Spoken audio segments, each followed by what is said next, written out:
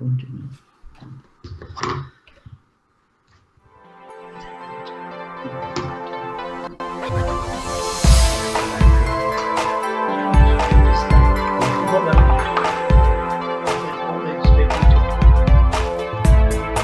The sharp ones. Yeah, Take your eyes out. ones like that, You've not got the flat end ones. They're very good. You're right. Hello, good afternoon, welcome. Caught him on the hop, look. Welcome to the Friday live lockdown show. Here we are with you at 2 p.m. on Friday, the 29th of January. Almost the end of a month. First month into 2021. What do you think of it so far? Fantastic. Come on, enthusiasm. It might tell be you what, total shit, but you're supposed to pretend. I'm living the dream. You're supposed to pretend and lie and say how wonderful it is, and yes. I tell you what, actually, from a work point of view, it has been wonderful. I can't lie with that. Personally, it's a bit dragging a bit with this lockdown business, but no, work-wise, it's good. It's been good. Been like we've just been saying, we could do with adding another 8 hours onto our working day at the minute because it's just flying. Yes, definitely. No, we're all good. Good. Anyway, we trust you all enjoyed the live show last night. I know a few of you were commenting about, obviously, how YouTube wasn't on, but obviously, as you might appreciate, we had hundreds of questions anyway. So to have YouTube live on as well at the same time, that would have been an absolute nightmare. But Pranjit will be back in a couple of weeks. Obviously, we spoke to him after the show, and he's going to do a little bit more in-depth about how it actually, well, from his job point of view, how it works. Obviously, that was a broad overview of everything with Airfix, and then he said he'll come back and he'll do a little bit more in-depth, because I know lots of people are quite interested in that side of it, of how the design process actually works. And again, we can ask more questions and things like that after the show. Yes, we did ask off camera what was coming out and what he was working on, but no, he wouldn't tell us. No, he's very good. You know, no amount of bribery, cash, washes, Sanders. Yeah. Arm twisting. Arm twisted. Yes, that's it. Get the thumbnails out and nipple clamps. That'll be it. But no, he won't tell us, so we don't know either. Anyway, needless to say, though, it was a great show. Obviously, a great insight to how it all works. And very thank you to him for giving up his evening to spend 3.5 hours with us from start to finish. So, yes, very, very good. But anyway, he will be back again soon, and we'll get a lot more questions in for him and things like that to make our way through. So, what's been happening this morning over at PM World then? Lots of orders going out? Stock, yeah. Orders going out and ordering stock to come in. Mm-hmm. So we're doing either... What day are we on now? Friday, aren't we? Yeah. Monday, Tuesday should be another Albion Alloys order, so more thinners, levelling thinners and all that. We've done an attacker order today. We've got to bottom of getting some stuff out of AK. Mm-hmm. We've just got to sort some out at our end, which we're going to do definitely next week. So we get hopefully putting the AK order in. We did send them an email yesterday to say, are they shipping to the UK? Have they had any problems? And they said they did have, but they've now ironed them out. So good. We've just got one bit to do our end, and then we'll do a trial sort of order, and then after that, if all that goes through smoothly, then we're back to normal with AK, thankfully. Good. That might even lead on to us being able to. Yeah, sure. Shut him up. He's got a big mouth, hasn't he? Quick, crop him out. Definitely. But anyway, so as I said, there is a little bit of light at the end of the tunnel. Hopefully we'll be able to get orders moving around as well around Europe in the near future. Things are starting to get a little bit easier in places, you might imagine. So it's, as I say, it's not just us, everybody. So hopefully we'll be able to get movement of stock through Europe again, i.e. we can get stock out of Europe and we can sell stuff into Europe as well. So it is coming. So thank you for everyone's patience who's been sort of, waiting to order and things like that. I'm acutely aware we get bombarded by emails every day saying, I can't order. It's just nothing we can do at the moment. And again, just to reiterate, because I've had loads of people saying it again, literally this morning alone, it's got nothing to do with the value of what we ship out at. A lot of people are asking if we can just put a lower value. It's to do with the VAT. It's the VAT, how we charge the VAT and how it's declared to the companies. It's got nothing to do with actually the physical thing of posting it. So it's just one of those things we need to sort out and get in line. But we are getting there, and then hopefully within the next week or two, it'll be like a nightmare that we've forgotten about. It'll be like toothache, because at the moment it's a right pain, but hopefully once it's fixed, and you will forget about it and we'll be back to normal. Yeah, definitely. So yes, definitely. Good job. How's your morning been? Yes, I've been quite busy because my mum's had a jab, and I've been busy. Okay. I did my orders as well, and to be honest, I've been editing, which will be the first part of this. So the first part will be ready for you. It's not quite ready now because the thing is I've got to upload it, and because we're doing this, I can't upload it at the same time. So it'll be up with you on Monday, which will get us nicely onto this one. And then, to be honest, I've been bottling wash as well. Oh, love that. So Grime. That's good. Grime wash. Yes, it is actually. It is the grime and dark dirt. So 250 bottles of each of that being bottled and labelled. So yes, all good on that one. So as I say, I'll get this properly edited off and finished. I've got to do the real photos, got to set up the site and look to businesses over the weekend. And then obviously the first part of the Seahawk. Hold on, I've got the box here somewhere. Here it is. This thing that you can't buy, but got it built anyway. So yes, it's going to look impressive, isn't it? So I must admit, it's a lovely little kit. Do you want to have a look at a sneak peek? Should I Why show not? the boys and girls at home a bit of a sneak peek of what we've been up to? Oh, that's definitely the wrong button. You still have some of the other versions, don't we? No, they're all All accounted for. We'll just wait for people to come back to the UK. So yes, here's our Coke pit. It's very nice, isn't it? It does look very good. I think I might need to get onto Amazon this afternoon. Yeah, so to be honest, like I was saying to the guys beforehand, this is solely a bit of dry brushing, Posca pens. So this is, and to be honest, like all this switching down in here, apart from about 5, is all the silver pen. Because the silver pen is like a very much a nice sort of aluminium colour. That's done with all of those. And the screens, that's the black pen. And there's a little panel, just down in here. That's the black pen as well. And so, yeah, so literally you just very gently rub it over. And that's a great thing because these things are ballpoint. So you literally just run it over the details, and like down in here are these input screens.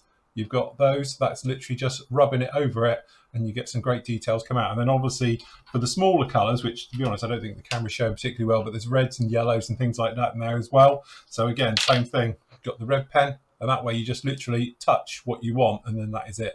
It dries, obviously, because it's an acrylic. It dries very flat, very smooth. And it self-levels as well. It's really what not to like about it. But it does come along. And then obviously on the floor, it's had a dry brushing out. We've got to do seat belts. We've got to do harnesses. And to be honest, it needs a wash yet. And all the rest of it that's going down into there. I think the hardest thing with this is references. Because I've obviously been on the internet. And if you put in S860B and you go around the houses of every version is different internally. So they've all got different colours. Like some of them, the actual... This one here for the sort of sonar operator, that's light, very pale grey in some cases, if not white. The interior goes from anything from white to seems gunship grey, and it's patchwork. So that's what we've been doing on here. So we've gone around with them. We've done the sonar boys all ready to go. And as I say, we've got all the internal structures with this as well to go through as well. So this will come along and sit in here somehow, if I remember rightly. So we got that to go in, and then over here we got the overhead screen. So this is the bit that goes in over the top of the pilot's head. So then that will come in here, and it will go down in here, and all things like that. So actually, I have to say, I know we always knock Kitty Hawk. Again, I will knock them again. Make sure you clean all the parts, every single part, and make sure you've got, like classic example, if you weren't to do it, in the top here, you got pins that stick up. They don't look very sort of pronounced, but I guarantee it was too tall. So you need to cut them off and make sure they're taken out and sanded down. Otherwise, if you've got the clear part, it would not sit and you're going to end up with a gap. That's the thing. But a lot of these parts down in here, they've got a little bit of flash on them, or they've got like those, it's like it's an injection pin. It's like half an injection pin and half an ejector pin. Those things, it's all over it. And you've got to make sure that they're taken care of. Otherwise, things just don't fit and don't go. So you've got the same thing that John's got with his Sabre, isn't it? Yeah. A lot of clean up and test fit before glue. Yeah, absolutely. So before you commit with glue, just make sure you've test fitted it and you know what's going on. And again, under here is a little bit of a thing because we're talking about it with Pranjit, but they've got areas here for the holes to open up underneath, because obviously there's about 20 different versions of this. So if you open it up to the size of this hole, it might not be the right size. Right. Because, so always make them. I trimmed off, to be honest, the ones on the bottom of these parts so they fitted in, because none of them seem to fit in there very well at all. So I'm going around there and finishing them off. But generally, no, happy with it. Come along very, very nicely. So it's like part 1 will be up, which basically gets you about here, to be honest, So, going through it. So I take it you've got the option of leaving doors open, obviously. Yeah. So you can have, obviously, this particular version's a little bit different to other Black Hawks. If you know, they normally have the crew chief and gunner stations. Well, this one doesn't have them because it's solid. So on the sides, normally on the Black Hawk family, this is a door. But on this particular one, because it's the, got all the equipment in it, it doesn't have it. So you only have one door here, but then this one will open. So you can leave if you wanted to. The sliding door open, and this one. There is a couple of windows, or one window. It's only a small one on this side as well, because when this comes in, which would slide in like this somehow, this one will go in here. So you'll have one window, and then that will be the back of this for the sonar buoys all coming out. Oh, yeah. So that's how they're loaded in and thrown out the side of the aircraft. So it will go in. So you're not going to get as many windows perhaps you get with a big slide inside like the Black Hawk family. And also, just to explain it, a lot of people are saying it's the same fuselage. It's not. The Seahawk is a totally different fuselage. So again, the sides, obviously, because of the shape of them, is different. The underside is different. Various things as well. The front end's different on these. So sorry, just turn it upside down. There's a lot of detail there you're going to lose, isn't there? Well, luckily for us, there's a big radar that fits here, so you're not going to see any of that anyway. But this bit down the back is going to be it. But again, actually, if you look, it's not bad a fit. Good. So the fit's quite good. As long as you get that interior, I think, bolted in there nicely and plenty of test fit in, if you do it right, you're not going to have much to worry about. If that was a bad joint, that's a nightmare, isn't it? Because you're going to be all types of problems. But actually, all of it isn't so much a bad fit. And I haven't even really cleaned these parts up yet. But yes, should be fun. Let's see, it's got hundreds of holes in it for all the different versions. So what's your plan for cleaning that under seam up then, or the seams? Well, what I'll probably do is, to be honest, you might see in here, you've got little tabs. I'm going to extend them and probably put a shim of plasticard down in here. So when this comes over, it will be more of a positive fit than a negative one.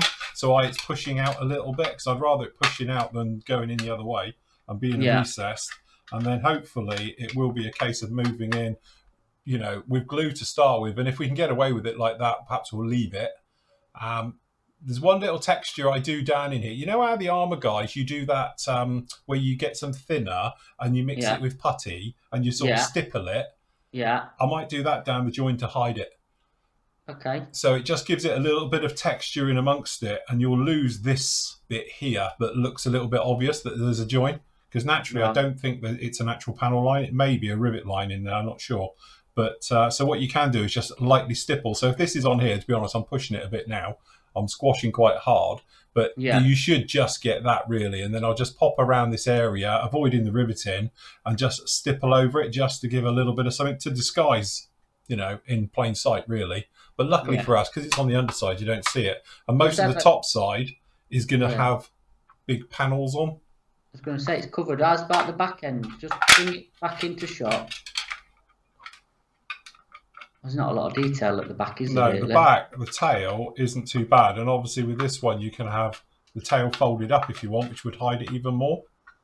Are you folding it or leaving it? No, I'm leaving it open. But again, it's not too bad. But if you used to have a folded tail, it will cover that. You'd only get this section. What's the top like? Because underneath you're not. Yeah, I haven't cleaned it up yet. But yeah, to be honest, it looks all right. I think it'll be fine. Yeah. So top and bottom, you got these. So this is the radar for the underside. So that's going to cover up most of the front end of the underside. You haven't got to worry about it. Yeah. And again, the backs and that have these huge, big plates. So you've got one of these on the back as well, which will hide obviously a lot of the gubbins that are going on in there. And you have another big one on there somewhere, if you can find it for the front. So here's sort of gearbox to cover and everything. One of those at the front end. So actually it's not so bad. It's not like you've got areas where are going to be on full seam. No. But again, I think one of the things I like about it is because it's a helo, you can do this thing about you treat it like armour. So they do get quite dirty. They get quite grubby. So you can hide things in washes and various things going on around with it. But as you say, really, you've just got this bit here, because this is all on the top is going to be big areas. And then obviously around the front end, the nose and stuff can be a little bit from what I've been seeing with people. But no, we should be all right. I'm very hopeful it's going to be a gem.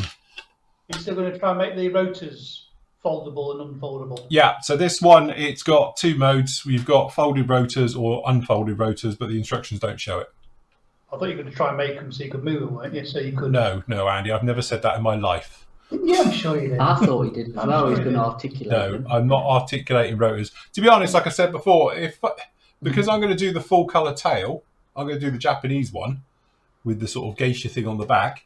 What I'm planning on is obviously having the tail out, because if you've got it folded up, you don't see it. Yeah. You're going to be covering it all up. Which version you doing? Because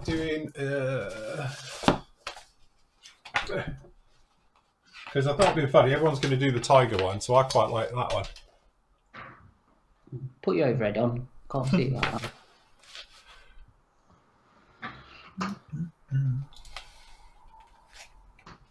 All right. Okay. Yeah, well, nice. So yes. Yeah. So this one is HSL 51. So no other thing is for that. Is that the Fly Girl painters? Are they all of hers? Yes. Yeah, they're all hers. Yeah. Yeah, that'll look quite nice. Like you said, I bet loads of the tiger one. What were the other schemes in it? So to be honest, they're actually quite nice schemes in this one. No, they are. Yeah. No, you've got obviously it's a little bit darker colours, but you've got the black one. Yeah. Which obviously got the black tail and everything else like that, which is HSL 41. Or obviously you got the tiger, which is probably the most famous one. Yeah. Okay. Or you've got this one down here, the Wolfpack one, which again is quite nice because it's got a big paw on the bottom. Oh yeah. So I thought that looked quite cool actually, because to be honest, this is my second choice, but I thought with it just being I thought it might, if you're going to do it, you get one of the other ones. But as you say, and then obviously we've got this one, and then there is a couple more options for our foreign colleagues. We've got the Spanish one. Right. Yeah. Okay, and if I remember rightly, there is. I just can't find where it is. There's a normal. What am I doing with it? There is one more version somewhere. Oh, there it is. Which is like the high-vis version. Not us. Oh, I quite like that. Oh, one. you mean this country? Yeah. Well, it's got to be more reliable than the Merlin. Hey, we had a fantastic Merlin over here this morning. About 9:30, he went over about 50 feet in the weather. He was going really slow because we were in the middle of a real heavy downpour, and he was coming through it, and you could hear him and hear him and hear him, and it was like he's going to have the chimney off in a minute. And then literally just went down the back of the house. So, but he was trying to keep under the weather and keep visual, I think. So, but he was crawling along at literally about 10 miles an hour. That was it. Oh, God. So, yes. Yeah, some nice schemes in there. I think the one you picked, though, that'll look really good. Yeah, definitely. But as I say, with all the Seahawks, and we know they've done other versions of it as well. So, it should be good. Yeah. Very nice. Very, very nice. So, what we got in here? Can I just say that, Marcus, your kit's gone out today, and I want to see a video build on how you do the camouflage on it. Or at least a photo build. At least a photo build on how you do the camouflage on it. Why? What is it? It's that CR-42 ICM Italian fighter, you know, the biplane. Oh, right, yeah. It's one of them. Yeah. Has that got like the smoke ring camo on it? Yeah. Is it the smoke ring one? Is it the smoke ring one? All over it's a lot of airbrushing. Yeah. Yeah, the guy's talking about Posca pens. Yeah. So yes, they are the future. Definitely, everyone go out and get them. They're fantastic. I've been using them now solidly for the last 6 months, and they are so much easier. Saves a lot of messing about. Well, they got too thick a nib. Because now we can get Gundam markers from Alvin Alloys. But I've never seen one, so I don't know what the nib's like, you see. Have you ever tried a Gundam marker? No, I haven't. No, it's funny, because they do that weathering stick as well that Andy's got, isn't it? Never used one of them either. Oh yeah, you have, but you don't even know you got it, do you? You were showing us the other day. The weathering stick looks like a giant wax crayon thing. Oh, that was Tamiya. That was. Or was it Tamiya? Yeah, I've never used one of them either. Yeah, Tamiya. Yeah, I've had it decades. I've never used it. So is that you've never used it? You don't know how to use it? Go on YouTube. I'm sure there's somebody using it. Yeah, tutorials. It's using them, but no, I'm just wondering if the Gundam markers had what sort of.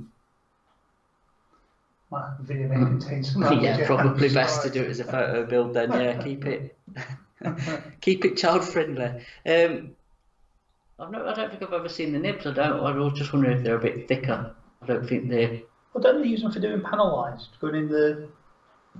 Oh yeah, they do. Yeah, so they could do, couldn't they? Sure. I don't know what colours they do though either. But so what colours would you say then? You want just your primaries? Red, blue, white, black. To be honest, with me, like I said, to start with, I bought the black one, and then they actually do a metallic set. You get the gold. I don't know why I keep taking the wrong drawer, but they actually do. They do them as bigger versions. But hang on, these. So are they alcohol-based marker pens? No, they're acrylic. So they don't smell? No. Well, you can't sniff them very well. I've tried. Oh. But yeah, you get them literally like the metallic set. I've got another one somewhere. We're done with it. Here it is. Which you get a silver, a white, a black. But these are the felt tip ones, which look a bit like this. Okay. Which are okay. But what I find is as you're brushing raised detail and they're quite sharp, it flicks it. And you end up with little black spots everywhere or silver spots or whatever you're doing. But if you're doing something like a bigger area, these are great. So to be honest, when I screwed up me that little problem I had when I did the lights and put them on the wrong way around, I just overpainted it with these, which is very straightforward and easy. So you can do it. So that's like the metallic set comes like that. But then I realised I bought the wrong ones. So then I went out and got the fine ones. So... And the other one, where I've done with it, where's the black one? I'll put it down somewhere. Oh, there it is. So then I bought the fine set. So you can have it as, so what they call the metallic set. So it's black, white, fat and thin versions. And then I was that sold on it because I'm like Victor Cayenne that I decided we might as well go the whole hog. And to be honest with you, on Amazon, last week, I think it was, or the week before, they were doing full sets at 50% off. So then I went around and bought a load. But on the picture, it shows it in a box. Mine just turned up in a bag. So yes. Yeah. So we ended up with a load more of them. But you got this is like the primary type of set. I haven't got them all because we were saying there's 92 or something in the full set, wasn't it? 66. I think. 66. Yeah. So I haven't got them all, but I've got here like some of the more interesting colours. I thought because it might work quite well with sci-fi and that. But obviously you've got your primary colours in here. You've got your blues, your reds, your yellows, your greens and stuff. Pink clearly. So, and to be honest, this one here, this is a metallic. Some of them are metallics as well. So this is what I used on the Enterprise. Because this blue is almost spot on for the blue that they use on that one. I'm thinking periscopes, lenses. How does it go on clear part? Yeah, exactly. It'll go on. If you imagine, hold on, let me find you a clear part I can scribble over. I'll show you. Because on clear parts, it's really interesting. Let me find something to ruin. John's Harrier. Better get one off new then, You know what? I've never got an old model around here like a buster when you need one of clear parts. Hold on, I must have something somewhere. Borrowed Ben's self-isolating. Are they? Yeah, his mum's been had a positive test, so he's got to self-isolate. Oh well, keep safe. Yeah. Right. So stay what indoors. Hey. Stay indoors. Yes, that's it. So I don't know how this is going to work because this has got like a texture to it where it's been sat gathering dust. So what I do, I do it on the inside. Do a live polishing. Hey. Do a live polishing with your super polishers. Hold on then. Off the hook. Yeah, don't miss an opportunity to... What, for a quick sale? For push your goods. Andy never does. Okay. So we just give this a quick polish over and reset because this is covered in a ton of overspray. So hold on. That's what you get, people, when you don't look after your models. Yeah, you're not having to It's off because it's got no. Yeah, White tack on it, so- put some white tack under it. all right. If it goes ping, I'm not that worried. Wait for the squeak. Yeah. Squeaky. All right, I'm a trained professional. It's fine. Okay. While you're doing that, Yeah. we did order a new paint range today. Did you? Did we? Gonna say, someone want to run that by me? No. What says a range? It says about 4 colours. Right. Okay. So, what colour do you want it? Whatever colour you want. What do you want to go for? We'll try it with a black to start with, or let me do it.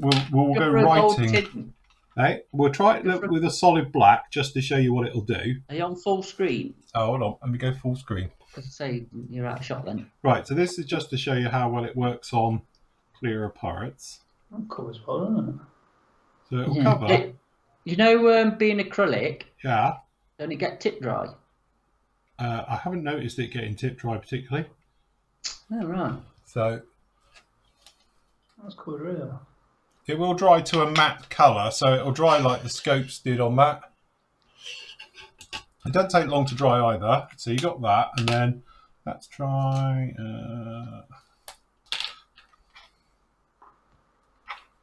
So as I say, this is that what I call Enterprise Blue. Nice colour, that. So you sort of just colour it round for doing bigger areas. Pastel. That's a nice. You need some slacks in that colour, Phil. That's a nice. Some nice pastels.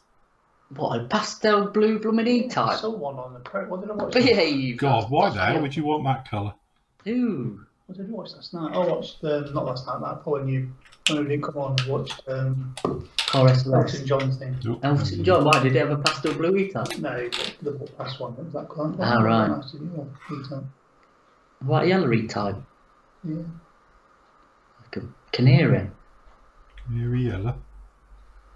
You could hand draw them. Pens.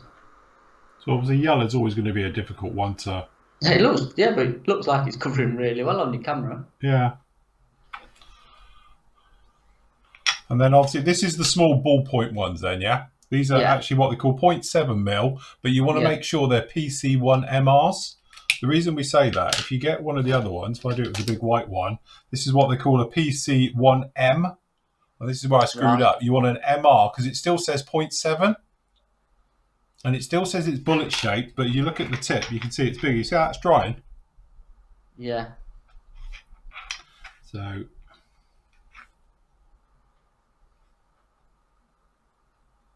this is like one of those white ball pens. Yeah, they've got good pigmentation, haven't they?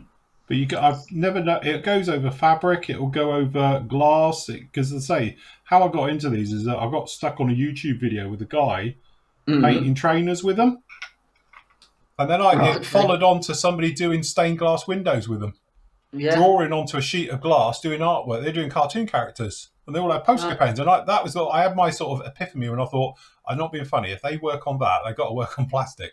Of course, yeah.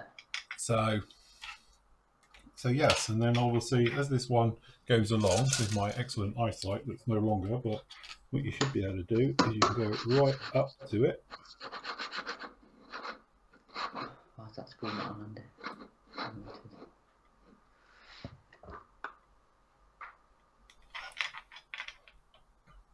So yes. Ben says in chat, you joke about floor effect. Last few days I've had a load of Enterprises and Revel UV glue go out. See, there you go, you see. I'll take the kickbacks now, you know. Yeah, can you invent a vaccine? Yes, that's it. Yes, I'm behind that new one that's 99% or whatever. So yeah. fun for the whole family. But so you don't need them all. But I think it'd be interesting. You can buy them individually, but it's one of these things. If you hang around Amazon long enough, they tend to appear on your page at some fantastic. But they were 50% off. Won't anymore. So I thought that'll do. We'll have that. They've just increased in value. Yeah, there you go. You can see how that's gone black now. Yeah. And they do dry really flat, don't they? Yeah. So you can wipe that off with alcohol then? I don't know. I'm going to let them totally dry and I'll give it a while. To be honest, I've never tried to wipe it off yet because I have never had the need. But I assume once it's totally dry, you can scrape clean it off. It's a shame to ruin a very good canapé. Yes. But I know you'll make me. What, ruin it?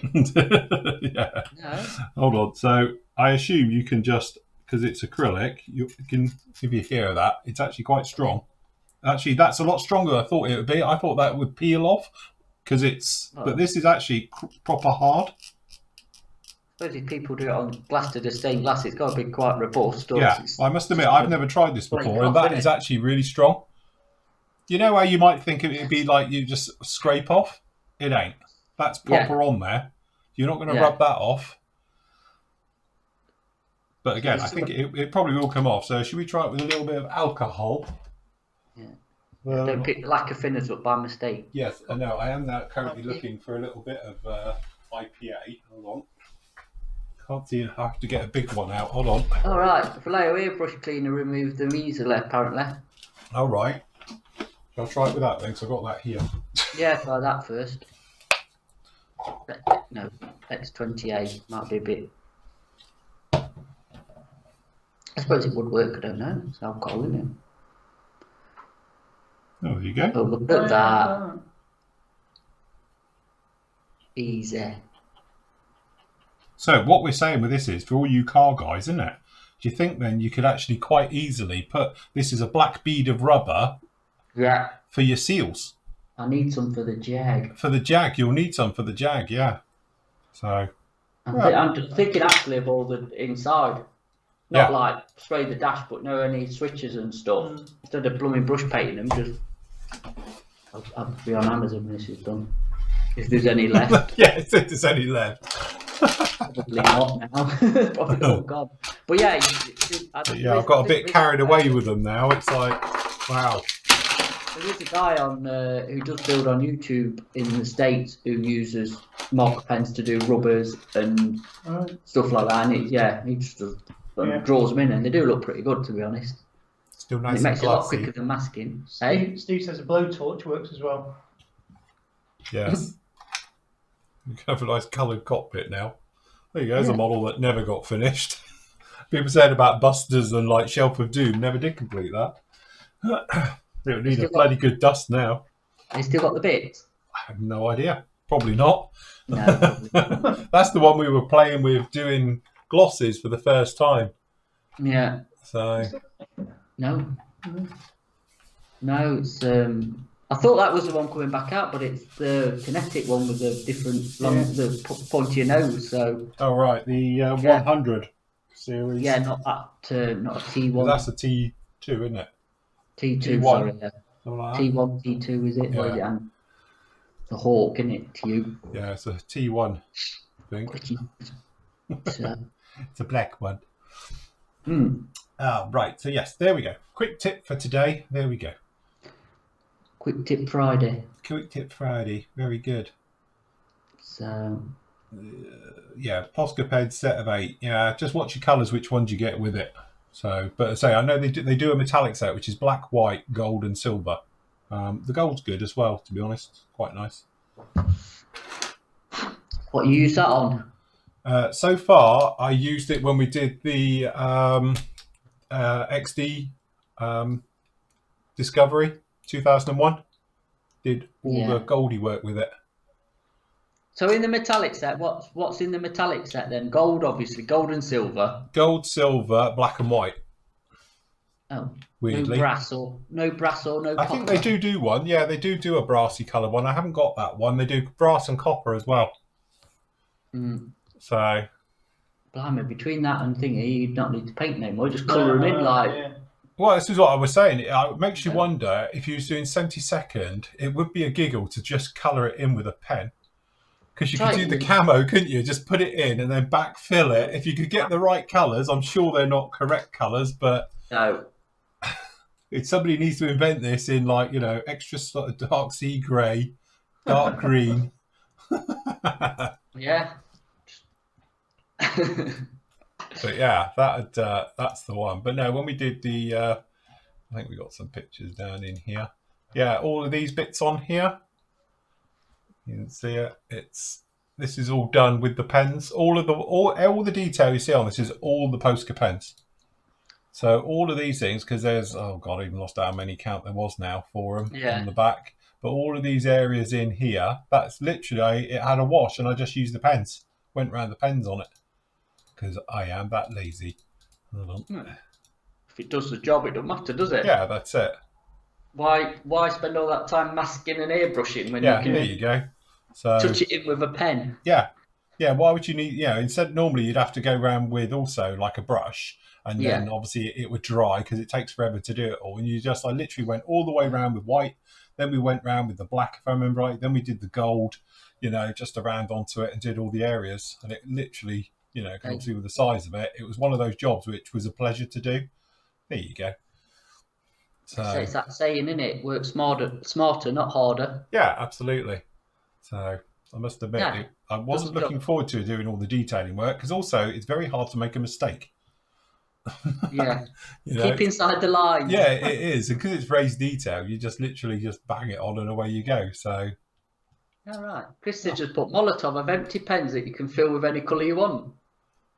Yeah, I know, and I've got them here, but they don't seem to work that well for me. Oh, right. So is that user error? It may be. Yeah, I've got all the replacement tips. I think Krista sent them to me. Yeah, I think he did. But you can buy them in packs. I've got the thing there. So you can actually buy these. No, wrong one. Where are we? There we go. So you can buy these, and they're empty pens. Oh, right, yeah. So it's the basic set like that. And then you can get replacement jobbies and things. And you've got this is an empty one with a ball in it. So you put your own paint in it and stuff. Hey, do you know them other pens? Get one out a minute. What, these? Yeah. Just take the lid off. Has that got like a brush on the end? Yeah, they're like giant felt tips. Do you know what replacement they're really ones good here. for? Putting paint retarder in. And then you brush it on your thing, and then you've got a retarder on. Somebody else I follow does figure painting. She uses them. She's got retarder in it, and then she kind of wipes it on the figure and then paints and the retard. You know what I mean? Especially with acrylic. Right. That's interesting to know.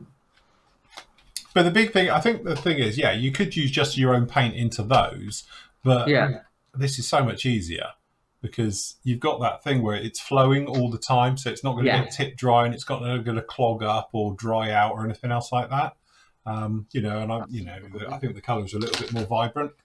So What about putting set and sol in them empty pens with a brush? I have thought of that, to be honest, because you've got them with bigger. Look, if you can see this one, this is my big one. Hold on, is that the biggest one, or is there a bigger one? No, that is the biggest one. So, I'm sure they do a 4, is it? Yeah, they do. Hold on, that must be the bigger one. So, yeah. So, you've got a round one and a chiseled. So, you could put set and sol in it. That's not a bad idea, is it? No. You're going to try it? Well, I don't want to ruin it. Ruin what? Some empty pens? My pen. Leave me pens alone. You are sad. But also, as you say, you've got these ones in here, which have got like the sort of, like the Molotov masking oil. Yeah. It's that. It's a blank version of that. Oh, right. Okay. So you get your ball inside, look, and you've even got measurements for your dosage. So you say we've got a few of those, and you've got spare tips. So we've got the very fine bullet tip one, like that, or you can have that one, or you can have that one, which is like a double-end suppository. No, Nice. I don't know. Andy told me. So, yeah. Oh, and then they drop all over the floor.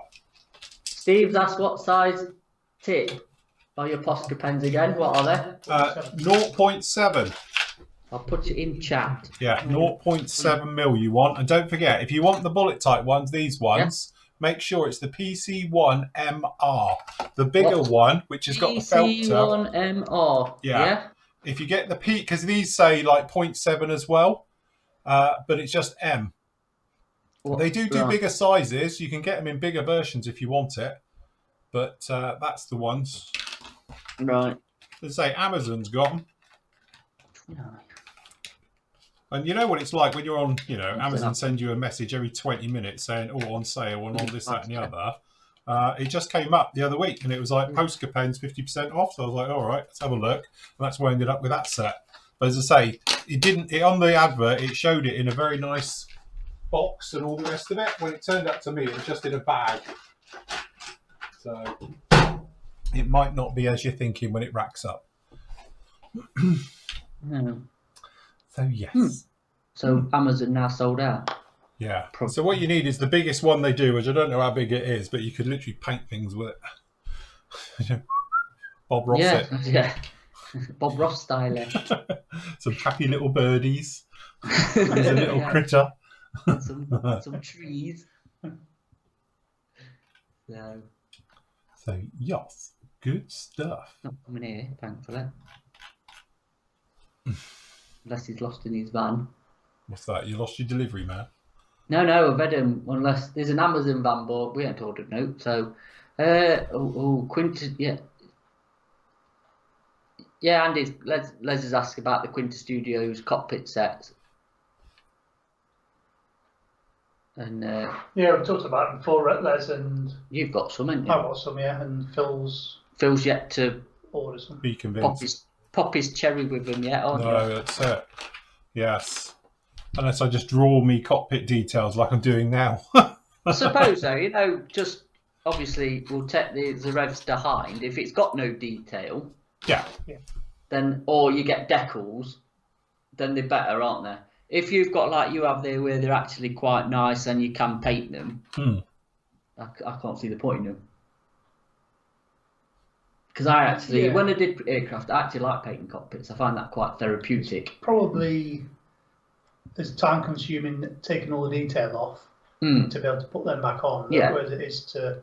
But if it's not there in the first place, I think that's ideal then, isn't it? Yeah. But he's just talking about like the competitions, he's going to cause havoc in competitions, isn't it? When they're just stickers. I think that's the point, because to be honest, I've done the video of it and you'll see it. I think it'd probably be in part 2 for doing that. But it only took me 10 minutes. So I think by the time you've probably sanded all the detail off to put that on, you could have done it. But again, you do need something with some nice detail, nice raised detail for it to work. If it's a bit then you might think scrape it off and away you go. And also I think it depends on the cockpit. If you're doing something with lots of analog dials that always are on, you know what I mean? Then you might need it, because you can't, it's very hard to recreate that. And like on here, because I've got it powered off, the screens are black. So it doesn't matter. But if you had lots of analog dials, I think you might want to get something like that to replace it. So the Hind is classic because it's fully analog, that thing. Well, that version of it is, the P. It's going to have lots of dials and things on there. So, it might be an idea for that one. But again, I just can't help but feel, I don't know, Zvezda just seem to be lacking in detail in the areas which can be easily replaced by a certain kit. Are they like just not bothering because? But the thing is, though, I think we've discussed this, but if you're a manufacturer and we should have spoke to Pranjit about this, to be honest. Well, when he's on again, is if he's sit there and he's spending how long designing a kit, right? And he's doing the cockpit, and he's designed it all, and he's done a nice cockpit, and then he knows full well that somebody else is going to do a set for it. And most people will go out and go, oh, I'll get an Edard Zoom set. Or now the Quintus Studio, I'll go out and buy that because it's easier. So why spend, if you're a designer or a manufacturer, why spend all that money paying somebody to design something that somebody's going to replace anyway? Yeah, I can see your point, but surely if I was a designer, I'd want a whole thing. Yeah. I know what you mean, absolutely. I'm Because not, but time's money, like me and you say. Time's money. So if you're paying somebody to design that, knowing full well that, say, Quint Studios or Ed Ard is going to do an upgrade set, a zoom set or whatever that people use, why bother? Just put some decals in it. Just put them on a decal sheet and... Yeah. I bet in reality, it's only a few percentage of people actually put aftermarket in the cockpit. Yeah. We're just the extreme of the hobby, aren't we, I suppose? But all right, let's ask in chat. Let's put it to chat then. So how many people buy a kit, aircraft builders obviously, and then go out and buy a zoom set or an upgrade set for your cockpit? Because the one thing is, regularly. Yeah, regular. But the one thing is as well, obviously with certain kits, they don't come with seat belts. The one thing you probably want is a set of seat belts. So you're going to buy a zoom set or something of Who's Ed Ard. Yeah. Obviously the studios, they do them as well though now, don't they? Seat belts. But you're going to want some seat belts, don't you? There you go, look. So... Yeah, where's... Like Alan says there as well, there's a lot of modelers out there, especially just starting out and the kids that won't or shell out for the custom stuff like that, the aftermarket. Yeah. A lot of guys saying no upgrades to me. But then don't you think they'd be happy if it was just putting some decals on a blank cockpit? So you've got some detail there. If you're new to the hobby, you just put your decals on, wouldn't you? Yeah. The thing is, like I've always said, I think sometimes it literally depends on the build. Because if you go back and look at some of my ones, I would go, get a colour photo etch set, and I'll chuck that into it because I really can't be asked to paint a cockpit because I'm not very good at it anyway. So I think, look, I can do a better job, sand it off, put them in, and let's face it, because I have built a lot of the Ed Ard editions, limited editions, they always come with a colour photo etch set, so I automatically stick them in if it's available. But again, I think it's that thing. A lot of the times, will you see it? World War II aircraft with a colour, with a cockpit, you can't see them anyway because they're buried down inside the cockpit so deep. Yeah. It's only the modern stuff, and F-16s and F-18s that have got big wide open canopies and you can see down into them. Then it may be a bit different. But for most times, I think that it's not worth the bang for the buck if you were paying for it. It's different if it comes with a kit and it's in there, then stuff it, I'll use it. But it's like Phantoms. We were talking Phantoms this week. Phantoms, classic example. By the time you've got the seat even in it, let alone a pilot, you can't see anything inside. Yeah. I think the Quint Studios and the Yahoo ones are miles better than the old Ed Ard.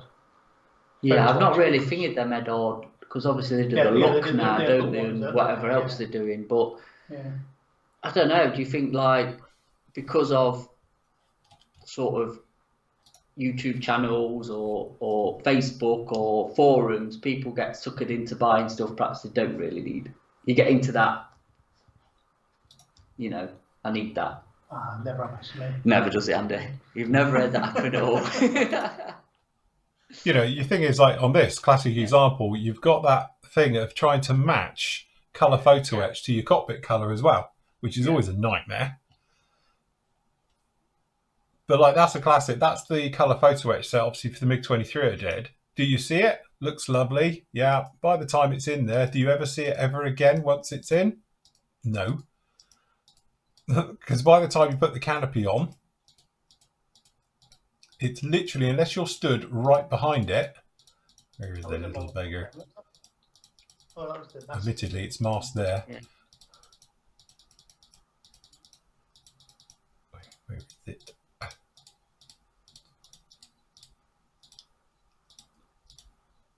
Look, painting figures. Right, he does look like the Walking Dead. There you go. Where's the other one? He still got him? What, the Lurch? I don't know where he went actually. Lurch. Yeah, what happened to Lurchio?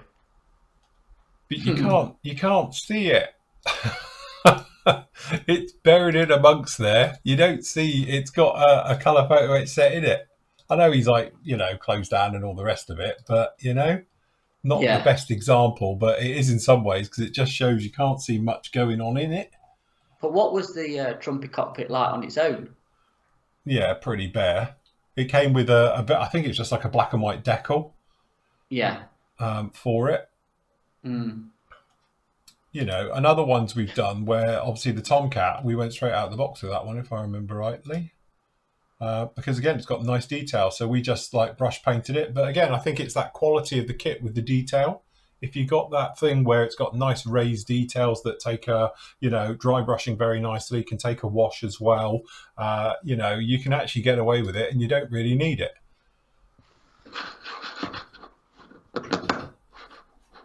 Ben's asked what happened to the MiG Pilot he painted for you. That went in the MiG-21, didn't it, I think? Yeah, I think it did, actually. Which Matt's got there. It's up there. It's outside on top of the cabinet. You know, this is that Yahoo one, whatever it is. Yahoo? Yahoo! I've got a picture of the cockpit. Yeah, I think so. There, that one. So, I like that. Because I haven't weathered that or done anything to it. That's literally it. Because it's got that 3D feel very nicely. But I can't do the dials like that and all the rest of it. What, not even with your Posca pen? Not even with a Posca pen am I going to be doing that. So, you know, but again, it's because it's a Steam dial system. It's analog. I think it's a very worthwhile investment, even though you can't see it clearly in there. You know? To be honest, I used, especially on 32nd, I used the Yahoo one on my Storch. I think that's a blooming greenhouse. You can see in it. Yeah. And then you can't because the wing's on top, innit? Yeah. I bought it through with my 32nd Spitfire. I can't see it in that either. But it's really nice. They really are nice. But yeah, it's. But again, we're quite lucky with the Mozzie because I did it where the roof come off. So this comes away as a loose fit, so you can look in there, but with the roof on it, you can't really see it. It's a loose fit, isn't it? I told you it wasn't broken. What? What's not broken? No, I'm joking. The canopy comes off the... Oh, I know it does. I keep taking it on and off. That's for dusting, Phil. Dusting purposes. This is it. Is it out of dust? I thought it's in winter camo at the moment. Sod off, I've dusted up there. Oh, God, nothing's got an aerial left now. I tell you what, I feel sorry for Kev's dioramas. What, the bit you were hoovering? Yeah, it's all right. You're hearing it all rattling around the hoover. A couple of trees have gone missing. That's it. There's been a hurricane go through. Yeah, it has. Chickens went flying. Storm Matt's been through. Yeah, that's it. Yeah, Storm Matt's arrived and gone through. So yeah, Peter he's asked a couple of times. I did speak to Pranjit about that before we came on air, and he did say, I don't know. I don't think there's any plans to do stands and diorama type bases for their kits. And I did say to him about the masks as well. So I've said to him, you've got to go and sort that out, because surely they must know what it is dimensionally. It can't be that bad. He's a designer. You thought in CAD they'd be able to just unwrap it, yeah. Wrap it, yeah. And wasn't able to. What? Unwrap a canopy so it flattens it out so you can get the dimensions for a mask. Oh, see, right, with you. Oh, yeah. Yes, the guys who all bought Posca pens now. There's been a big Amazon spiked. There we go. Why are pens going so well? Yeah. They'll go for the price. Again, I think it's one of those, like a couple of you said, that they're expensive and that, but they're not going to go off. You know, as long as you've got the lid shut, you know, you'll be absolutely fine with them. Sits in your drawer until you need it. And they will last a lifetime, the amount we use on a cockpit.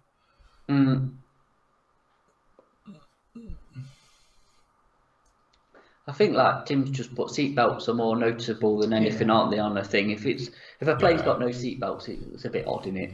Harnesses are definitely. I think back in the day, if you go back sort of 20 years, like for me as well, I used to replace the seats with a resin aftermarket seat because the seats were crap. You know, it literally was a bit of wood. It's like sitting on a pallet. But nowadays, with injection moulding and quality's got a lot better. So the seats tend to be totally usable now, whereas before it just wasn't an option. But I would say, unfortunately, harnesses, even like I've got the photo etch ones for this, are a little bit 2D because they're so flat. It's nice to get some movement into it. So either doing the foil technique or using fabric harnesses. So are you going to use them on the Seahawk, or are you going to make your own? Well, the thing is, I haven't got any decals. Because normally I use the decals on it to make my harnesses. So I haven't got an option for that. So I'll probably end up using those. So what I might do is set fire to them. Anneal? Yeah. Is it annealing? Anneal them, yes. That's it. And then try and get them a bit more pliable, and then get them roughly into shape, then paint them up and do it. David's just putting our chat. Most of the old 60s Airfix kits haven't even got a cockpit floor. Yeah, that's very true. Yeah. We're a bit basic. I'll tell you what, I think his mozzie looks nice though, doesn't it, Brendan? His mozzie is done. Yes. It does look good. Yeah. So the refillable pens are by Molotov. Let me put them down here and you can see them.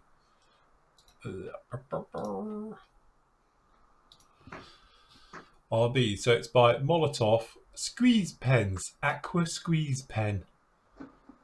Nice. So that's what you want. I don't think it's actually got a... They call it that. There you go. I'll leave that there, look. Step 1. So that's what it is. So you've got your part numbers. I'll leave it up for a minute. So yes. It would be... And I have actually thought of that, sticking in some sole, because I don't use much set anyway. Which one's the stinky one? Set in it? Yeah, set's the vinegar. Yeah, sole something else. Yeah. Sole, that's what. Oh no, have I got salt? I've got salt in here. Yeah, he wouldn't have set in there, would he? No, because I tipped over and spilt it before. Worst one I could knock over, and it was the set. It stunk in here.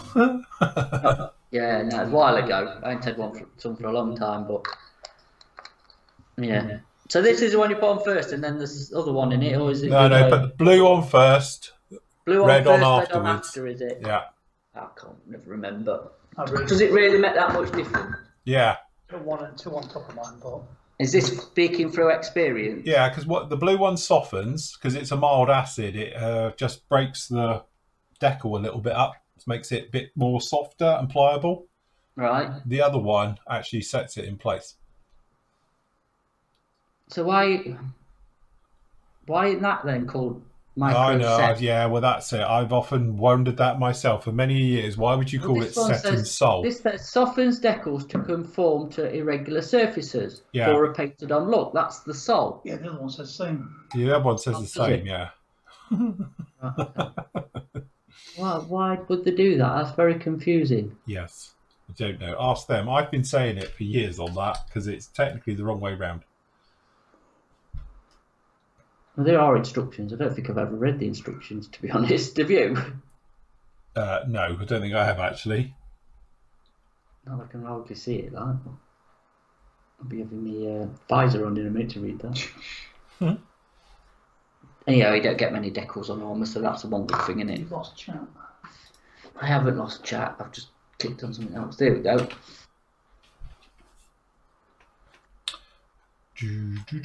Yeah. Very good. Anyway, just for a recap this week, just to show you what we have been up to, because obviously technically it's the recap show. Where are we? We want a vlog thing, don't we? There we go. Vlog. So, no, wrong one. Vlog.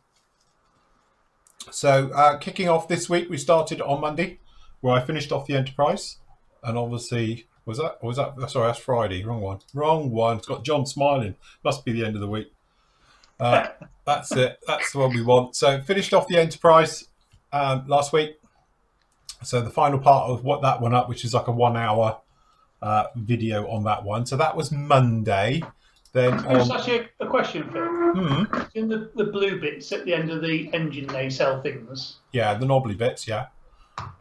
Is it that clear blue? Is it? Did you? I can't remember from when I watched the video, but did you spray them or were they blue in the kit? Have you watched it?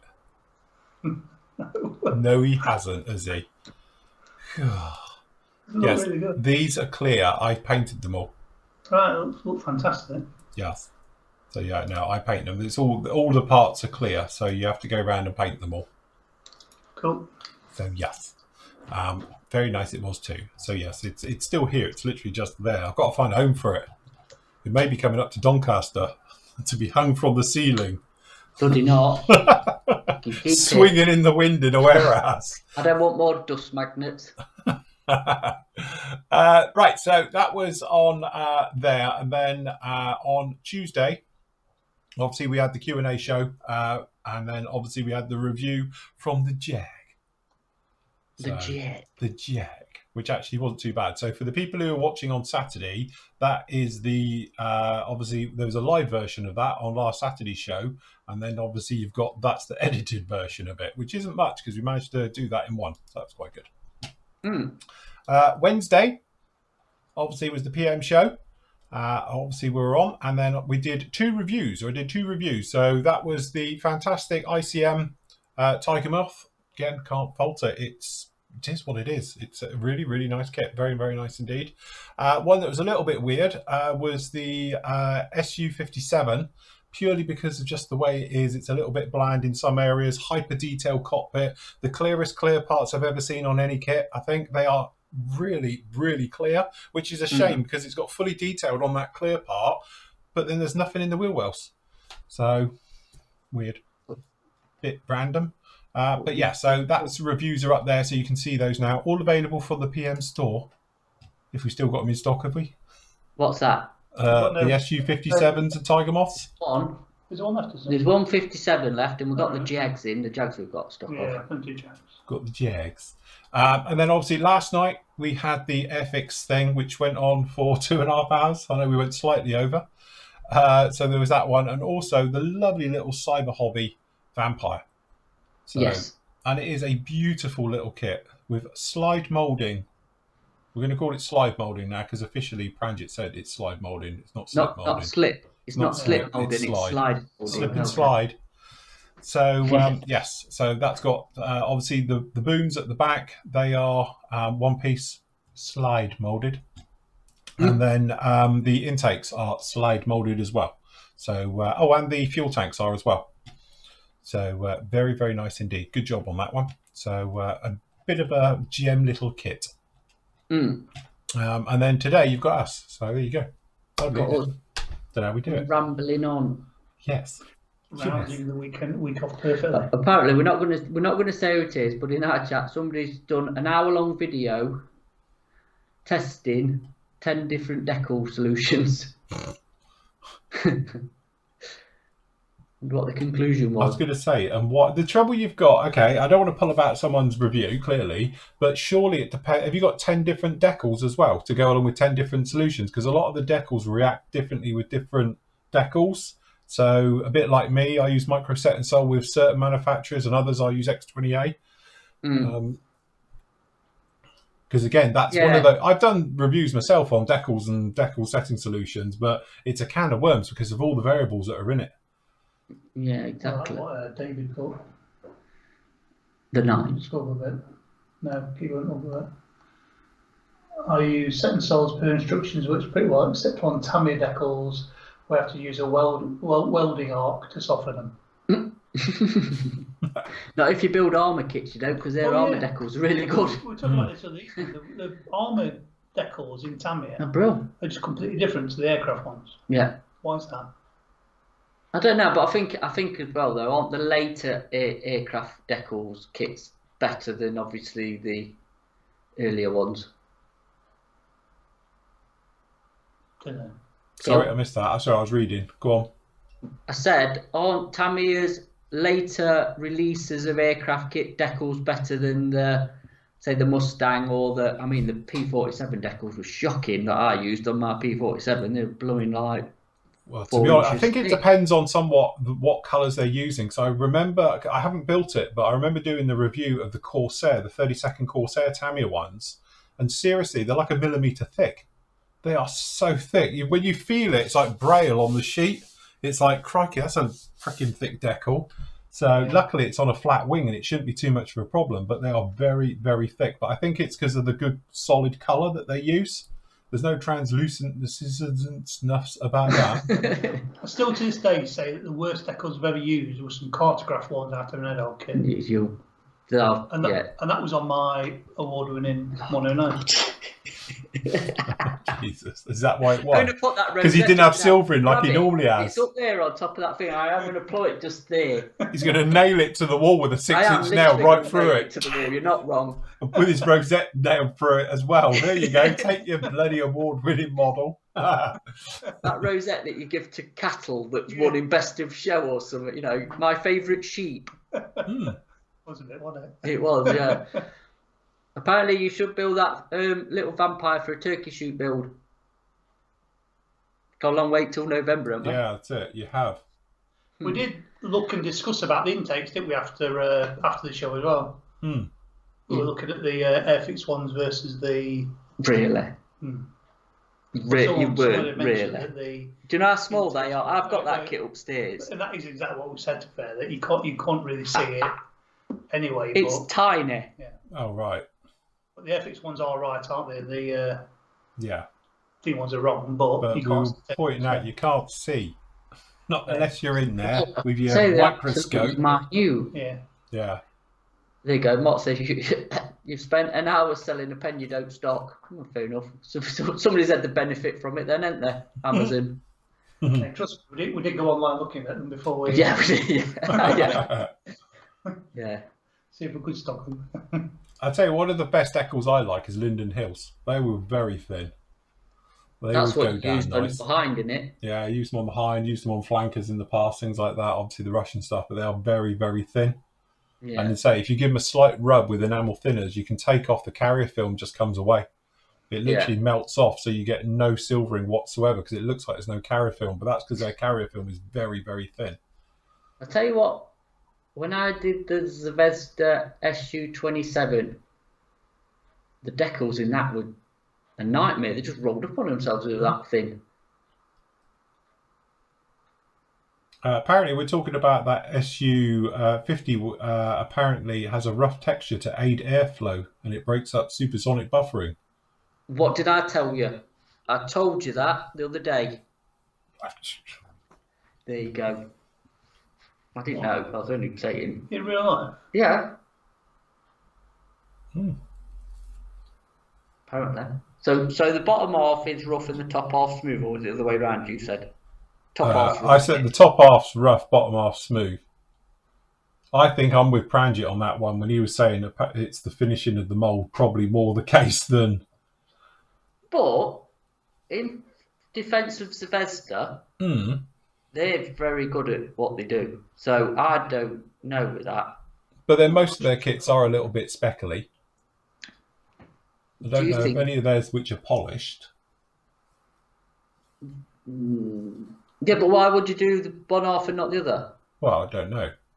That's what I'm saying. I reckon it might be somewhat in the moulding. Hey, do you think it was a Friday afternoon the bloke who couldn't be bothered? Well, because obviously they're making it differently, aren't they? Different stages. They might have done the top half one week and the bottom half another one, and somebody else was doing it. Friday afternoon job. That's enough of that now. That'll do.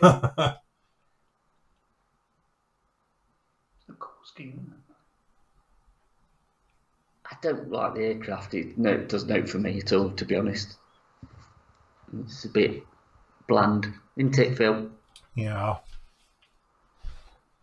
It does. I must admit, that's the only trouble with modern. But the F-35 and all that, they're the same. They're a bit, there's not a lot of detail going on them. No, but, that's technology, isn't it? So. It's fair, that doesn't look very rough to me.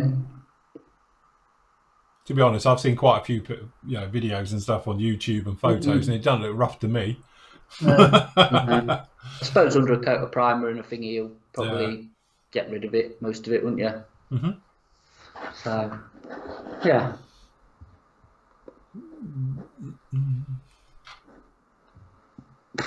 Again, I think it's one of those things. It's a micro thing, but like Matt says, by the time it's got a coat of primer and a coat of paint on it, you're not going to tell anyway. I've seen it. Yeah. Cool. It is a big lump, though, isn't it? I wonder if the 72nd one was the same. You reviewed the 72nd one, didn't you? Did I?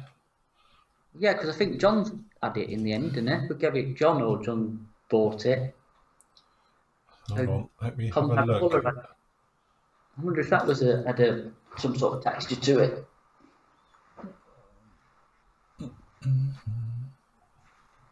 If I did, I haven't put it in, which probably is true.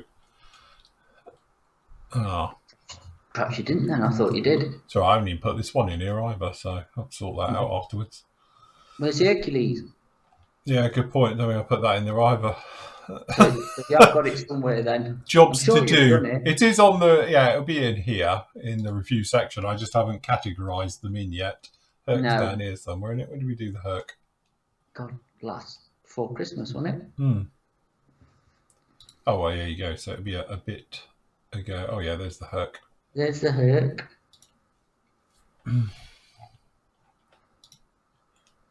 See, it doesn't seem. It's still got. Yeah, that's got the texture, isn't it? I can't be. I've still got the Herc here, but I can't be asked to get it out the box. But that's got the texture. It's the same texture. Look. I never really took any notice. The only reason it stuck out to me is because obviously one side's not the same as the other. But looking at it, the Herc's the same. Right. So yeah. Oh, right. Okay.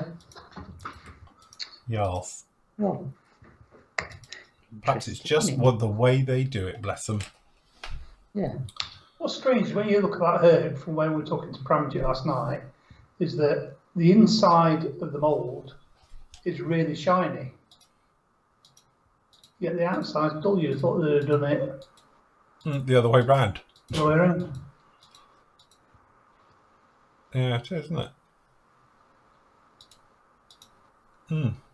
So you can see the milling machine in there, isn't it? So obviously they don't finish off the insides like they do the outsides. But this is what I think Pranjit was saying. I don't want to speak for him here, but he was saying about the electro process. Yeah. And he did it, I think he said it off air after the show, but he was saying about if you get the voltage wrong, wasn't it? It can actually cause a micro texture because it's a lightning storm that goes across the surface and it gives it that texture.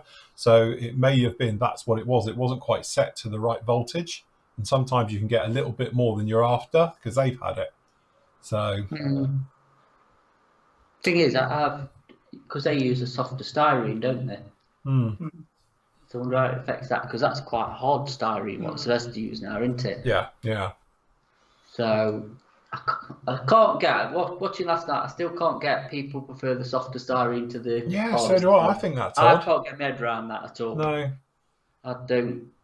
You know, because you've built the P40 and that's that harder styrene, isn't it? It makes me wonder whether or not it's people who don't use weld action glues prefer the soft styrene who are using Umbral tube or this sort of stuff because they do on them, don't they, Umbral as well. So there you go. We'll have a quick poll then for everybody who's watching. How many have we got? Almost 400 of us watching. So there you go. Out of you guys, do you prefer the hard plastic like this, you know, the old proper hard stuff, or do you prefer sort of Airfix's softer styrene? Go. You watch our chat, I'll watch the other one.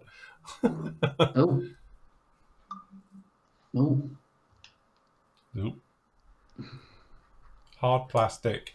Hard. No, you can't stay on the fence. We need one or the other. Hard, soft, hard. Hard. No, don't forget Airfix say it's soft. So you lot are all wrong, by the way, apparently. Hard, soft, hard, medium. You can't say medium. Yeah. Hard. Never paid attention. Yeah, hard, soft, hard. There's definitely a lot more hard in here. Sorry. Yeah. But is that from a proper modeller's point of view as opposed to a 7-year-old kid who's... Okay, all right. Well, that's... But...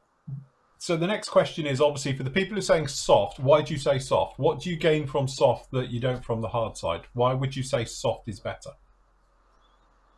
Medium rare. No, Richard, it's not a steak. You see, you know something though, just going back, right, because you've said this and Ben's just said it about the 148 Stuka. Yeah. It was in the hard styrene and it was the best Airfix kit he's ever built, which you said. Now, you know how we've been on about tolerances and stuff? Yeah. I wonder if you've got a better tolerance with the harder styrene than the soft for fitting. Pramjit seemed to say not then. Yeah, well, when we spoke to Pranjit, he was saying that from a mold point of view, no matter what plastic you put through, it'll come out. It depends on the mold. But I don't, and obviously he knows what he's doing more than I do. Technically, I don't agree with him, because all the hard plastic kits you get seem to have sharper details. They seem to have more of a crispiness to it. And as I said, from a tolerance point of view, I think the tolerances are probably less but more accurate.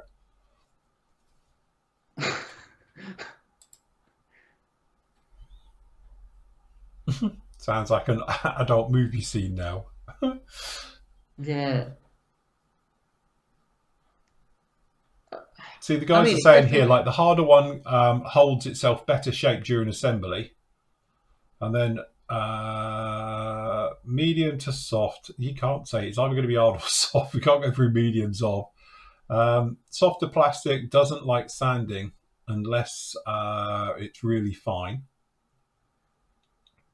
See, like Lars said, soft is more forgiving, and we did say it on the show, didn't we? That soft, it complies better with glue. And I was going to say, definitely fingers with extra thin glues. Yeah. I think the glue works better with it. The weld action glues, definitely.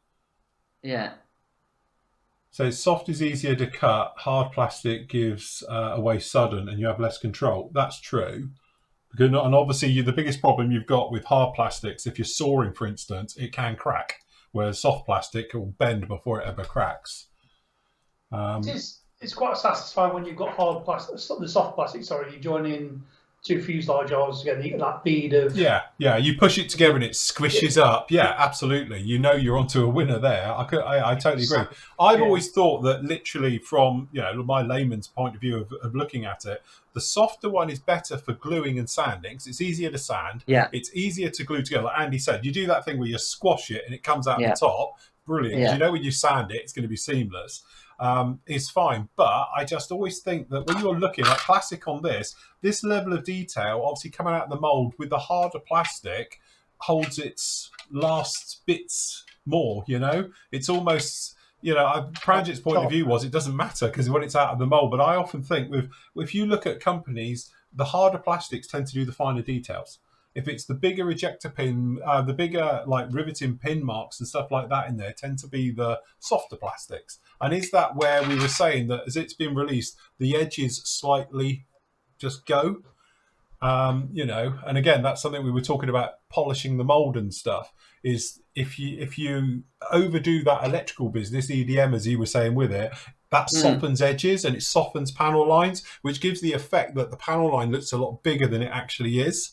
And riveting detail looks bigger than it actually is because it's curved the top. The rivet itself might be perfect, the panel line might be perfect, but just on microscopic, the edges, because they're rounded, you automatically think they're big, even if they're not. So somebody just put that. Kenneth just put hard plastic seems to have crisper detail. Yeah, I agree totally with that.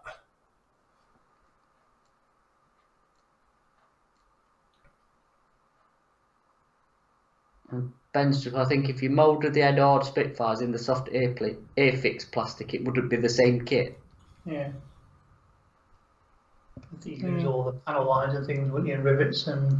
Yeah, I don't know. Yeah. Well, they wouldn't be as crisp in detail. Because, like I said to Pranjit last night, when they're designing a kit, obviously, from their point of view, a lot of it's handed off from the CAD stage. So it then goes into tooling.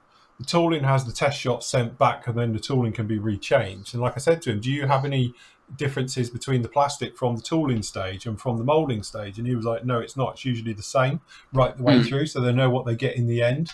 But I think it would be interesting to get them to say, right, tool one with a hard plastic, do a run of that for a test shot, but the second one, use the second plastic and see what the difference is. Does it come out any different, or it is the same? Because like he was saying, they don't really have an option on what plastic goes through it, because that's to do with the injection molding company and the tool maker work out the pressures involved for putting it through. So does this mean as well then, which is, we'll do these follow-up questions with him, we'll get them preloaded so he knows the answers, but will it make a difference? I can't see that. If Airfix are selling a kit, it's their product. So surely they can go, well, we want this styrene. Apparently, like I think he was saying is that the tooling company can make or break a kit. They can give you the CAD, but if you've got a bad tooling company, they can screw it up. And like he was saying, you can give them a bad CAD and they'll sort it out and come back with a fantastic tool for it. But again, they've worked out as well the tolerances for injection moulding for the pressures that mould can take. Because like he was saying, if it's got a bad design, you'll get a load of flash. And then if it's technically the other way round, you get short shots. So that's because of the plastics being used. So they've got different tolerances for injection. I wonder if the moulding machines can only take that type of plastic. It's weird because it was the UK ones that were the harder type. But where were they tooled? Were they tooled in China and shipped back to the UK? Because it's only, if they've everything tooled in China, it must be all tooled in the same place, and then it's either shipped to India or it's shipped back here, which that limited run was, wasn't it? Yeah. That's the 72nd Spitfires, wasn't it, that they did back in the UK? Yeah. Yeah. But they did the Stuka was the P40. Yeah, P40, yeah. I think there's a few others. There weren't many, was there? Yeah. But they had a flag on it, our flag on it, wasn't it? Or said manufactured in the UK or whatever. Because I've got the Stuka. I might build that for the C66 and yeah, why not? See how it. Well, most of them ended up in the channel anyway. So. Is that what it counts for? It ended up in the channel.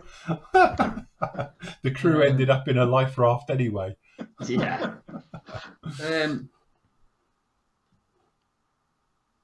So yeah.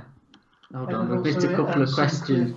So hold on. There was a question then. Is it more about detail or the build?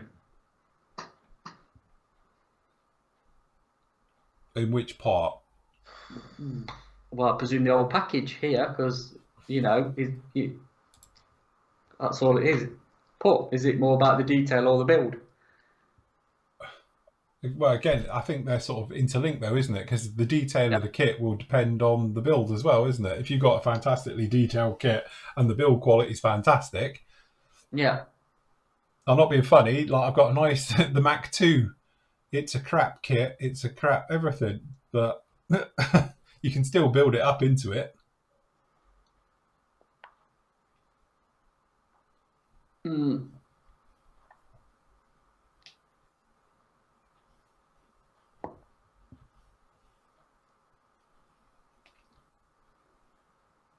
Are the loco, because Les has just put railway locos and carriages moulded in hard plastic from Hornby. So are they done in the UK then, or are they done in India as well? It's all done out in China as well, and in India.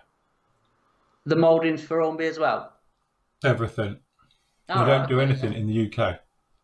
Right.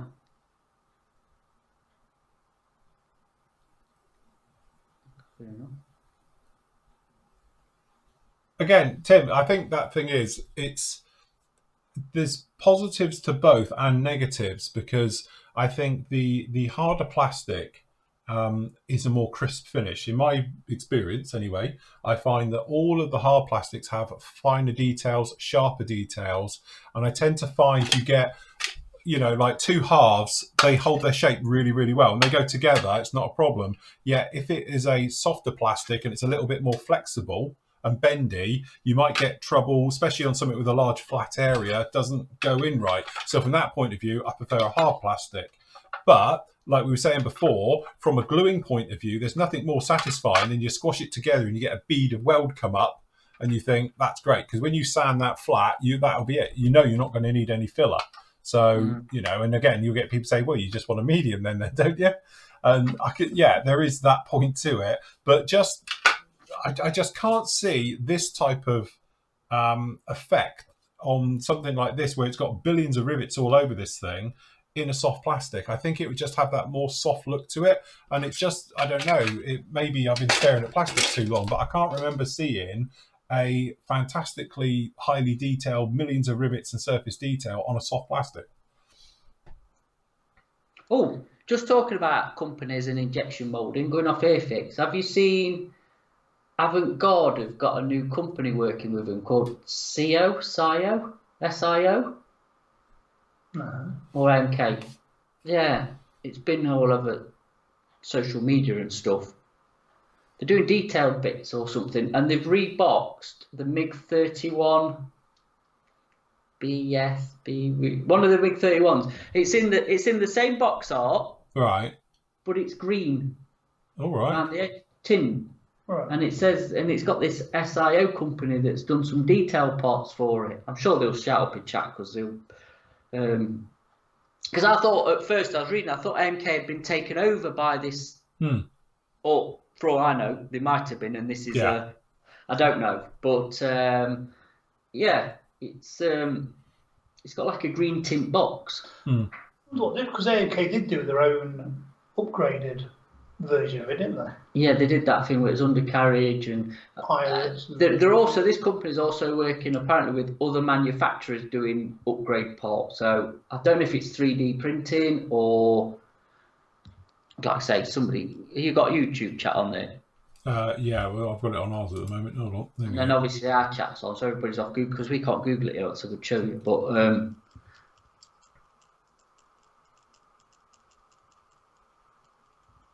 I'm just wondering if it means they'll be more prolific in releasing kits.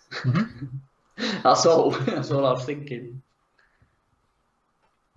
Yeah, the guys say I'll make a note. Are you making notes, are you? I've got to make a note because they're saying about that BF109 and Tumblr, and there's a few other videos that are not up on this thing. We got any 48? There you go, look. P40s and stuff. Have we what? No. I got the last of them out of Germany, but it's not available. I think the thingy one's available again. Not the one you built, the other one before, the Flying Tigers one, isn't it? You know, apparently, look, SIO also do aftermarket parts, F-14 radar. I've now seen on scale mates. MiG-31 Reeboks is, what, MiG-34? 31, I think. Reeboks is also on scale mates. But what do you get extra in the box then compared to just the normal AMK one?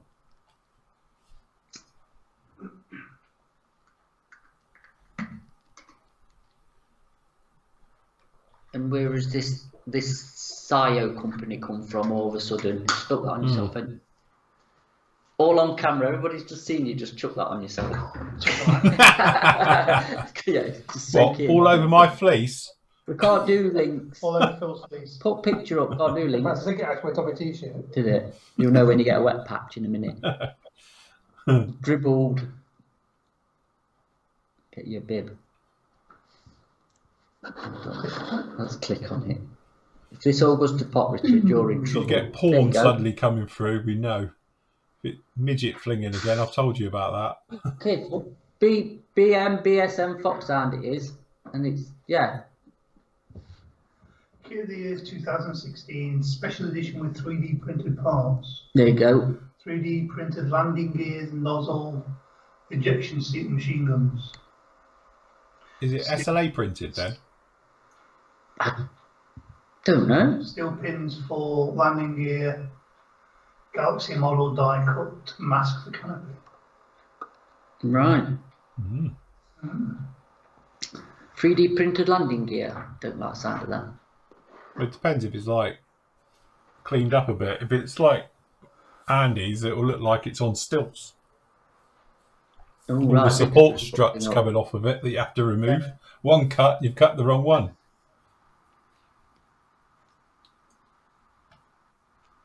All right. Is this common knowledge, Rick, or can we not say that? I'm reading stuff out on the Tinterweb and, you know, get in trouble.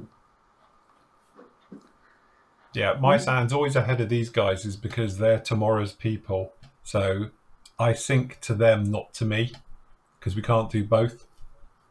It's a minefield. It's just because the signal comes in at different rates. And if you try and, we've had this before, if I try and sync the guys to my sound and my picture, it causes all types of problems because there's a lag. So I have to set a delay onto me for them and stuff like that. So it's easier just to leave it alone. We've had numerous troubles of live shows when things haven't worked. So it works now, so we just don't touch it.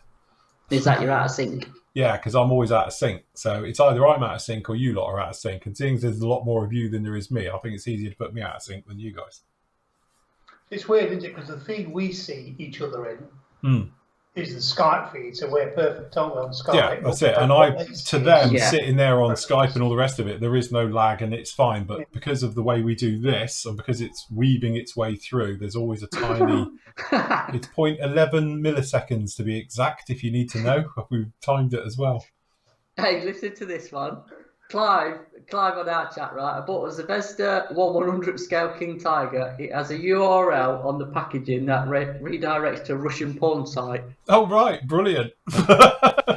Nice. People will be going out there buying that tank. I don't believe you. Yeah. Is that what you told the other half? It's a pop-up. Yeah. The pop-up. Great 2-in-1. Yeah, get your money's worth. Well, look, Paul, if we're all out of sync, then it's you. Yeah. It's the internet. We're live, don't forget. This isn't recorded. Hobby stores were selling them cheap. Oh, God. Dodgy. How do I stop my stash from growing? Cut up your credit card. Delete your PayPal. That's how you stop it. No, it's not. It's go to the PM store, browse, fill your boots. Yes, that's it. Set up an account. Yeah. We ought to be like, Betfred, where you have a spend limit. Betfred. Yeah. When the time out, spend limits. Remember when the fun stops.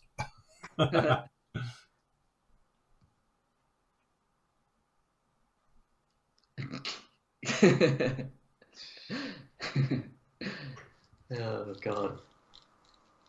Yeah, that's it. Look, you can never stop it. You just have to have a cull. So how does it work now, right? You can't advertise fags, right? Because it's bad for your health. You can't advertise alcohol, really, because it's bad for your health, but you can advertise betting. Yeah. Free for everybody. Yeah. It's all over people's shirt sponsors and, you've said, all the Betfred and Sky Bet this and this, that and the other. And then it goes, when the fun stops. Well, they're addicted then. Yeah, that's so it. Stop. So you're going to bankrupt them and all that. I think it's crap. It is. I know. It's totally hypocrisy. Yeah. You can't. Me and Shell have the same. You can't advertise sweets because it's sugar and all that stuff. Yeah, I know it's obviously a different show that, but now you brought it up. PMRs take responsibility for our stash addiction. No, you can't do that. We can help you with your stash addiction. Yeah, we can help you, but it says as we're condemning betting. Hey, I always look like this. I look permanently tired. It's the hung dog look. I look like my Labrador, everyone's been saying. Oh, God. Don't mind me, I'm okay. Unless you got a biscuit in your hand and I suddenly come alive and my ears come up and everything. Or 5 o'clock where it's near dinner time. What's that red thing on the roof? Hey, what? What red thing? It's the kitchen. Oh, it's that. Of course it is. It's Lydia's kitchen that's up on the roof on the top of the office. You're so used to see that on the floor in front of the office.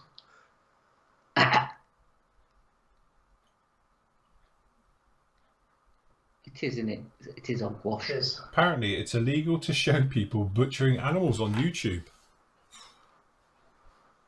Who knew? Is it? I've never tried.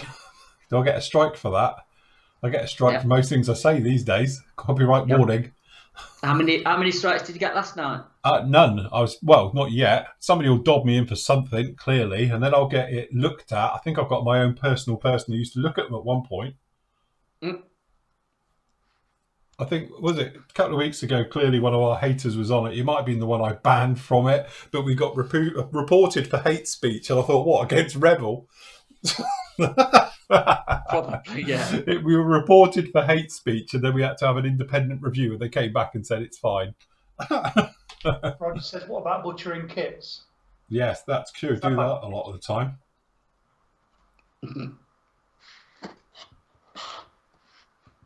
Nobody butchers kits. Sprugu, you're out of date with that one.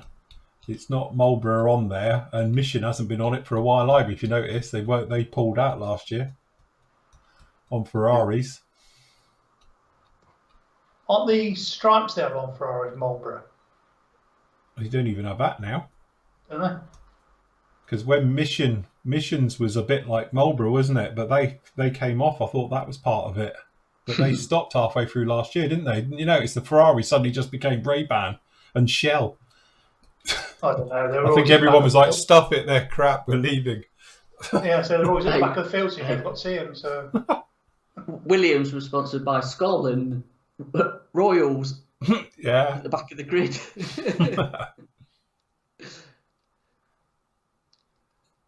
Mark says Rebel PR department reporting you. Probably. They must watch this. Yeah, it's them again. God. I bet they watch this and think, please leave us alone this show. I'm surprised we've not had an email from them, if I'm honest. Well, no, I think the funny thing is, it was a couple of years ago, wasn't it, when we walked up to Revel, and it's like, oh, I'm Phil Florian. I got, we know who you are. Like, ooh.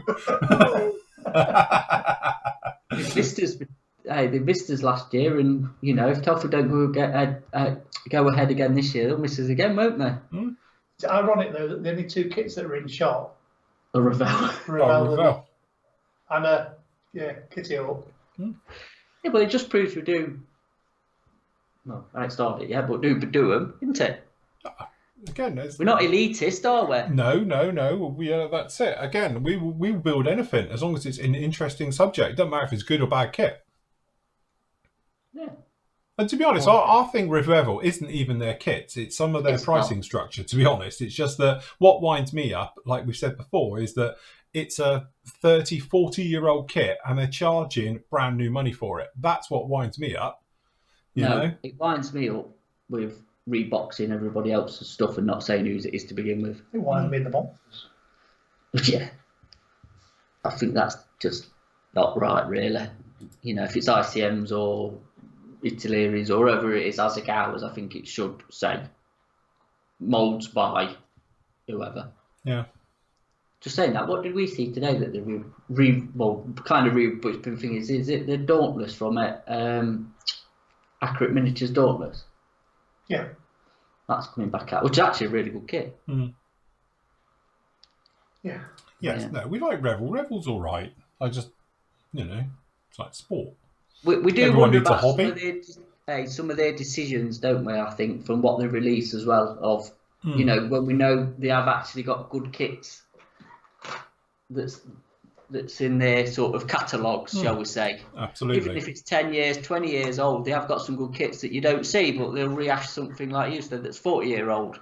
I don't quite get the marketing behind it, if I'm honest. That's because it's a smaller box that feels more... What, sturdy? Yeah. No, I don't know. It's because it's small. Because it's a smaller box. Yeah. Russell says, Phil, can you thank the guys for my Panther kit that was delivered very promptly? Thank you. Our pleasure. No problem. That was hand-picked by me and hand-boxed by Matt.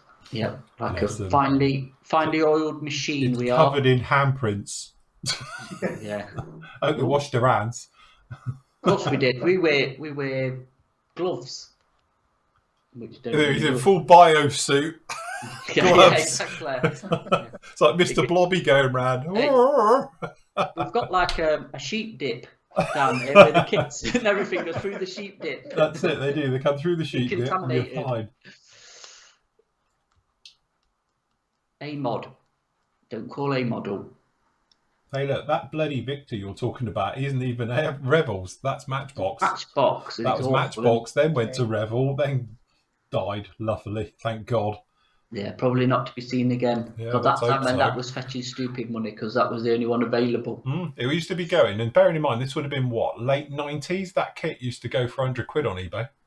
It was still doing it mid 2000s, I think. It was obviously then Airfix did theirs, weren't they? And because that's not how old is the Airfix one? The original 10, 8. I don't know what it is now. It's got to be about 10 years old now, isn't it? I bet it's knocking on. Yeah, you don't realise how old things get. But yeah, I bet. Well, obviously before that one came out. Yeah.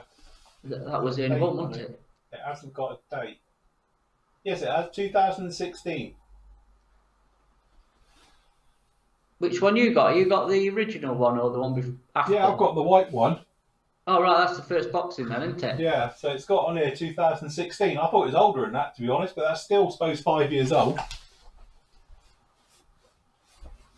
Unless they just forward dated the box. I don't know. It's probably not as old as you think. But no, I thought it was older than that. For some reason, out of my head, it was like early sort of 2012, something like that. Somebody's, let's say 7, but it's probably about right. But so yeah, you just think then that Matchbox kit would have been the one to have, wouldn't it? Could you imagine if you actually had paid the big money though for the Matchbox one, then Airfix dropped that? It's like the Vulcan, isn't it? I mean, how many people bought the Vulcan because it was the only one that was out? Yeah. And now we've got the new one coming out. But it's not here yet, is it? Not yet. But it has retired the old. As Pranjit said about the old molds for that Vulcan, is that really now going to get smelted down to recycle into something decent? You would hope. Well, yeah, you would, but you never know, do you? Watch it, they'll bring it out as a classic boxing. Yeah, that's it. Yeah, the classic version. With the original 80s Umbro made up one on the front, the really crappy box art from God, I hope not. Yeah, I think, to be honest, that is just my problem really with Revell. And when we did speak to them, we had a little bit of a chat with them a few years ago at Telford, and I was talking to them about the ATAT because I knew it wasn't theirs. And to be honest, I was trying to find out whose it was because that Revell ATAT, which is one whatever scale it is, 157 yeah, it's really an odd one, isn't it? But I knew it wasn't there. So when we were speaking to the guys at Telford about it, I was like fishing to find out where it came from. And he's like, no, you are right. It's nothing to do with us. We just literally put it in a box and flogged it. And he did turn around. He said, I'll be honest with you. He says, we paid a real premium for that kit. That's why it's so expensive. And it's the only one we could do. We wanted to do an ATAT, and that was our only option. And the only way they would do it was at a certain price. So he says, don't think we're making tons of money on that because we ain't. So I was like, all right, fair enough. So what's your excuse for bagging out old shit? But, at that point, he said, to be honest, cough. Right, listen, we obviously went Pranjit on last night from Airfix, who we know. Yeah. But we do need somebody on from Revell. Yeah, but they won't. Well, I know that. But we need somebody on from Revell to say their side of the story. Yes. Because they might correct us and go, well, we do it because of this. And if they explain it and go, where you are then, but obviously, they must have somebody in PR they can stick on and get grilled. Well, this is it. You know why, isn't it? A lot of them won't do it because of me. And I've had them say it. It's literally because they know I'll ask them the sticky questions. I'm like the Piers Morgan bloke. And they know it. Because I've had it before. They've said yes, but they want to have all the questions pre-done. Yeah, they need a bit, like 2 months in advance. And they will, I'm not allowed to ask about this. And I'm not allowed to talk about that. It's like, well, what's the point? If you're just going to come on and push your gear, we need to know what's going on. We want to know why it's like this. We want the actual answers, not just what I can find out anywhere else. And that's why they turn around and say, we're not interested. Yeah, what's it in it? So... too risky for a big company, isn't it? It is, and I think that's the trouble, because sometimes we put them on the spot, and if you get somebody who can't make it, and like, to be honest with you, before we go on air with Pranjit, I always say to him exactly the same thing. I said, look, if you've got anything you don't want to talk about because you don't know the answer, or it might put you in a difficult position, or it get you in trouble, in other words, then I say, just say, and we'll pass on it, Yeah. And just if it's not my division, I don't talk about it, because I don't want him being... not being funny, losing his job or something through being on with us. So, obviously he's okayed it with Airfix to talk to us, and apparently they will be reviewing it today if they weren't watching it live. And it's like, fair enough, no problem at all. But most of the other companies I've spoken to about it, they won't. And as I said, I used to have my mate Carl, who used to work for a certain company, and he worked for another very well-known company as well. And both times I said to him about it, he did ask and was flatly told, you've got to be joking. No way, we don't. Because they wanted to have all the questions up front, at least 60 days in advance. They'd have to speak to their legal team, obviously their promotions and sales and everybody else, and have all the ducks in a row. And there were certain things we were allowed to talk about and certain things were not. And it was that thing is like, well, what's the point? It's just going to be a glorified advert for 2 hours for you guys on the show, Yeah. So, like I say, it takes fun out of it, doesn't it? Yeah, that's it. But I mean, Chris has put up, and I mean, we do, like, obviously Revell bankrupt and bought out, and says he gets the impression they run on a shoestring, which they probably are, because they're rebuilding, aren't they? don't forget it's not Revel Germany's always been okay. It's different to Revel USA because obviously there was that thing where they had the division over there and it was owned then by the US stuff. But Revel of Germany was always a separate company, and as far as I'm aware, that's a pretty solvent, stable, solid company. I think a lot of people thought the US side of it was always separate. And to be honest, me and Matt, we know somebody who's involved with the Revel side of it and works with Revel a lot, and they say they're a strong company and all the rest of it. They seem to know, even though apparently they don't talk to each other. But apparently department heads have no idea what everybody else is doing in that place. But that's how they do their business. But as far as I'm aware, I think Revel of Germany is quite a strong, stable company. And didn't they have all of their molds and stock and everything sent to Germany for them to then? Some went somewhere else, didn't they? I think some of it they recycled. It came back and was recycled because they didn't want to devalue, which is part of normal type of practice, because they bought back a lot of the kits and they got recycled, because otherwise you're going to have cheap kits flying around the world because people are trying to offload them. So they did bring all the stuff back, as far as I know, back to Germany, and then some of it was dealt with separately, but a lot of it went and was recycled. To obviously, but that's something that's standard with a lot of companies do that. No, it's definitely not Revel Germany. It was just Revel USA, wasn't it? Yeah. Which was part of Hobby Company USA, wasn't it? And they owned loads of stuff because, as I say, we got, famously, we had a run-in with them, as you might remember, back almost 15 years ago now, something like that, is when Revel tried to, get rid of us. Basically, they tried to have a shutdown and cease and desist orders and all the rest of it. And when that carnage hit the fan, but so we had a very good working relationship with them afterwards. But unfortunately, they were a huge company, big company. They did lots and lots of things, and obviously some of it's profitable, some of it wasn't. And at the end of the day, I think they just overstretched, and the world had changed. Like they say, what's in a name, and obviously a lot.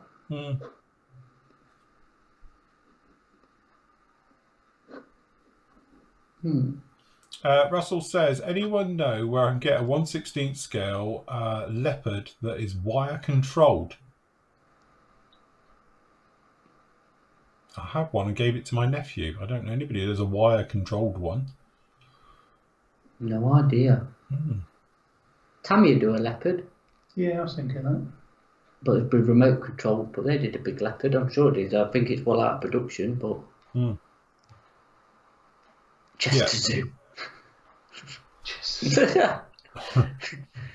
What you do, Robbie, is send us a message before we have Pranjit back on in a couple of weeks. So if you've got any questions, I can ask him like that. He's basically saying, can you ask them to put their instructions as PDF files on their site? Why? Because some people do them off of that, don't they? You have it on your laptop or on your tablet and can swipe through. I think you could get them off their site. I don't know. You can get them off of other sites. Yeah. I mean, ScaleMates, you can get them off there, can't you? Generally, but copyright. A leopard on a wire. Sounds like that Tiger King man, doesn't it? Yeah. What's his name? I can't remember his name. God, he went to prison. Yeah. I can't remember what his real name, or it's not his real name, his fake name is. God, what's his name? Oh, Jesus. Somebody in live chat, what's Tiger King's real name? Bob. Oh, God. Zero to the code, you know what I mean? Joe Exotic. Joe Exotic, that was it. Yeah, that's not his real name, though, is it? Hey, that's not his real name. What's his real name?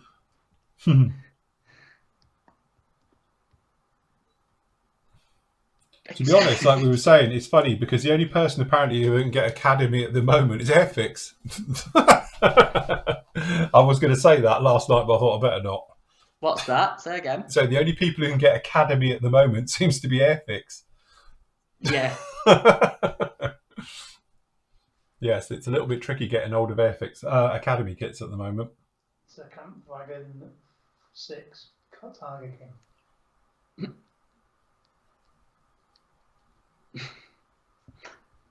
Yeah, Academy, not company. Academy. Yeah, for people talking about obviously the Tamiya Phantom, if you watch our show we did on Wednesday, yeah, we covered it in massive detail, all in there. So, but to be honest, I'm still going to buy one. I'll still build one, just to tick that box. Too expensive. Far too expensive, but we'd all have. Yeah, it is. It's so expensive. You'd be a right idiot to buy one. So put me down for one. Oh, you already got one, don't you worry? I want one of the nice white ones. I want a white box version. Yeah. So it goes towards my funeral fund, so. Which will be coming sooner rather than later if you keep buying kits. Question: when are the drills going to be back in stock? No idea. Sorry, not at the minute. Because they're not actually at the suppliers either, so I don't know. Don't know. Not at the mo. Good seats in the F4, Mark 5 or 7. Mark 5, aren't they? MB7, MB5's in there. I don't know. Keep you up again, Andy. I think it is the Mark 5 in those.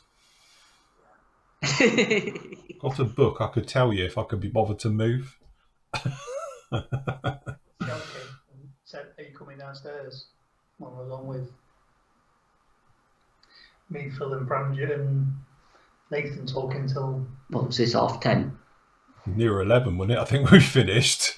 And he was getting his ear proper bent. No wonder he's yawning. Can you not keep him up till that time of night? Thank you. 5 early. Poor old Nathan said, I've got to go, really. I've got to unpack the fridge. Stood in the middle of the kitchen, still wrapped up. 11 o'clock at night. Clutching around. I thought that was great. Did he eat all them kebabs? Did he say, or did you ask him? Didn't ask, actually. We'll talk to him tomorrow. Question for you. In your opinion, are 124 truck models popular compared to other cars and not aircraft? Cars aren't popular at all, are they, really? No. Not cars and ships. Yeah. No, bit niche, like 30-second aircraft. I think trucks, we don't really sell them, so... We can get hold of the Italeri ones. We can get Italeri ones. Available. They're good trucks. There's a few of the American AMT ones if they're in stock, but they're a bit hit and miss if we can. I think there is one actual truck, an AMT. I don't know. We can get a giant Kenford RC one if somebody wants one, but you have to let us know very quickly. Tell me one, yeah. Yeah. We might be able to get a deal on one of the giant RC ones. What was the thing? You know the classic American truck? Kenworths, yeah. Kenworth, isn't it? Yeah, same as what I built. Kenwood, it's a Kenwood. It's not a Kenwood, that's a toaster. Kenworth, because there's the Peterbilt ones, weren't there? And the Kenworth, weren't they? They were the... Or a Mack, wasn't it? Mack as well was the other big one. Mack. Was it Mack, Kenworth? International. What happened to Mack? Did they get bought out by Kenworth or something? I don't know my American truck things. Yeah, you see, all them Revel ones are own, or all the... Hella do a lot of trucks, actually. Or are the Italeri trucks reboxed? Mack is still alive and well. Said they're still going. You just don't hear about them anymore. Well, not over here, do we? Who owns them now? Are they still their own company, or are they owned by one of the bigger? What about Oshkosh? They do trucks. Yeah. They do cool vehicles, they do. Hummers no more, though, is it? We've got one who says it's owned by Renault, and then one who says it's by Volvo. Oh, right. And then Chris has put, I think they're on their own. And Kenworth are Packard. Packard Group. Tell me RC Escort Mark II, please. I can, but we've missed the first batch. They've all sold. Because I did ask. Did you? Yeah. Yeah, I did. When it came out, and it goes, they've all gone. Perhaps be able to get some on the next batch. So yeah, I can get you a price. Apparently Volvo's big in the USA. I must admit, gold diggers, they're always using Volvo gear, innit? Seem to take it over the world with all heavy equipment. Yeah. Or they're just sponsored by. Oh, right, there you go. Look, Mack Trucks is a subsidiary of AB Volvo, which purchased Mack along with Renault Trucks in 2000. Oh, there you go. Yeah, just saying here, Mack's owned by Volvo now. Yeah. All right, okay. So what about Peterbilt then and DAF? in Kenworth and DAF are owned by, okay, somebody's just done it, answering the question, by PACCAR, whoever they are. Ali B said, if you grill him till 11, he must have let slip the project. Yeah, right. You're not getting no out of Pranjit. A seasoned professional. He is very professional, yeah. And even if we knew, we wouldn't tell you. The Vulcan bomber, though, somebody's just asking about it in here. It's looking like April. It's April. We think. Not long then, is it, really? No. If it's on time. We're in February next week. We've taken that off pre-order now on the site. Finished. Because we're very near to our limit of kits that we've pre-ordered, so... Well, it needed to end anyway. It can't go on forever and ever, can it? So, you know... Scania and MAN or Volkswagen, are they? Blimey. And yes, we're still waiting for Buccaneers to come in. Yeah, we're waiting for the second delivery, aren't they? I think it's stuck in a container along with Great Wall Hobbies in the North Sea or something. So, yeah. He's jogging with the tide. Trying to get in somewhere, probably. Yeah. Yes. Not many independents now, is there? Why do you lot know so much about trucks? Because they're all truckies. You're all trucky person. Rubber Duck. Breaker 19. I suppose that's Phil all gone now. Phil likes his trucks. I like my trucks, yeah. Do you? I do like my heavy equipment. I must admit, I have a real soft spot for very, very large, like, you know, a plant of machinery, especially when you're digging them out of holes. But I was watching one the other day. You know those massive, huge rock trucks, those huge ones? It had this digger, like seriously, one scoop filled it and some. It's got that big a bucket. It's this loader goes up and it's massive and it chucks it in it. And one of these huge, you know, stupidly big dump trucks literally goes all over with the weight of it and drives off, but one scoop to fill it. It's like incredible stuff.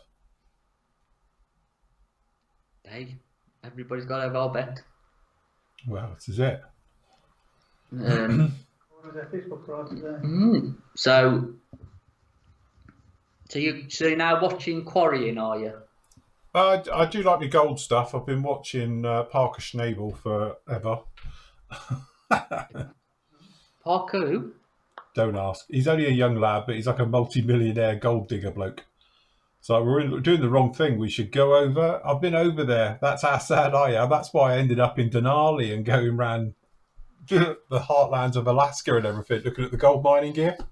Ah, right, okay. It's one of my bucket lists to go on one of the dredges that they used to use for it. So yeah, that's why I ended up in Denali. Right. Fair enough. See, Matthew Wells, he drives a Volvo truck. Mm-hmm. And he's got a picture, look. Is that your own truck or do you drive it for somebody else? I've built the 148 for Typhoon and yes, it is a nice kit, I Tim. built it as well, yeah. With Reebok's white head on, wasn't it? Yes, it's a Tiffy kit. Yeah, it's a nice kit. Yeah. It's of the Asagawa Golden Ages, we'd say, isn't it? Just watch when you put in the cockpit bits in. Yes, because you can either have the car door or the... Just make sure that you don't push them in too far or you'll get stepped. Yeah, you will do. Yeah, that's it now. James saying we're all going to get dumper truck videos turn up on your YouTube feeds now. Did nobody get them digging Bridget? I ain't had digging Bridget on my search engine, thankfully, but, you know. Perhaps she hasn't done anything for a while. To be honest, I haven't actually watched her this year, so I have to catch up. AMT International Pay Hall at 350. Yeah, it's round 2. We can't get round 2 over here. Power cut. Must be 4 o'clock. Are your lights flickering? No, the screen's just gone off because I'm not move the mouse fiddled with the mouse. Oh God. Oh, that'd be right up his street. That'd be huge. That would be up it. Yeah, Phil. AMT International Pay Hauler 350 125th scale is like a big dump truck in a quarry. No, they go big. They get big, don't they? 128 parts, moulded in yellow. Oh God. Your favourite.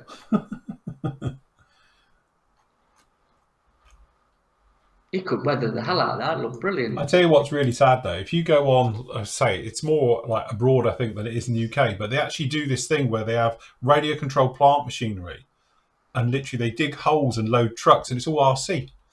I've seen it on in the German. Yeah, that's it. They have like big weekends of it. Yeah, they did it. German, that was it. So you've got these trucks going back and forth and loading up, and I know it's a bit thingy, but the airport where they take off and land and go through the curtains. Go through the curtains and come back. That's really good how they've done that. It's brilliant. What have you missed, Tony? Nothing much, mate. Nothing much. No, hardly anything. Paul's saying, are you doing a show tomorrow? We don't know yet. We're not sure. We will be around, but we don't know if we'll be streaming. Matt's going to be around. I will be around. Andy will be around because he doesn't do anything else. Even on his day off, he'll be working. Because that's time of day. So just keep an eye on social media and the usual bits and pieces. If we're going on, if it's one of those light things like we did last week, where we just happened to be sat here anyway, we were like, throw it up. If we do know something that's semi-planned, I'll put it up a couple of hours before we go live. Yeah. But if we are, we will be building. So I'll crack on either with a bit of this or with my thingy-jig over there, me lightning. For them for tracks. And then Matt will be doing his tracks. I don't know, I might thingy look. I've started another base. I'm just rigging it together. Oh, you've been out of your hot wire cutter? No, that's an old one. I was just seeing how it would run with me. And it's got the sign lock to go up there, look. Oh, right. Which is going to make Mr. Molyneux here infamous. Oh, is it? Yep. It is. So,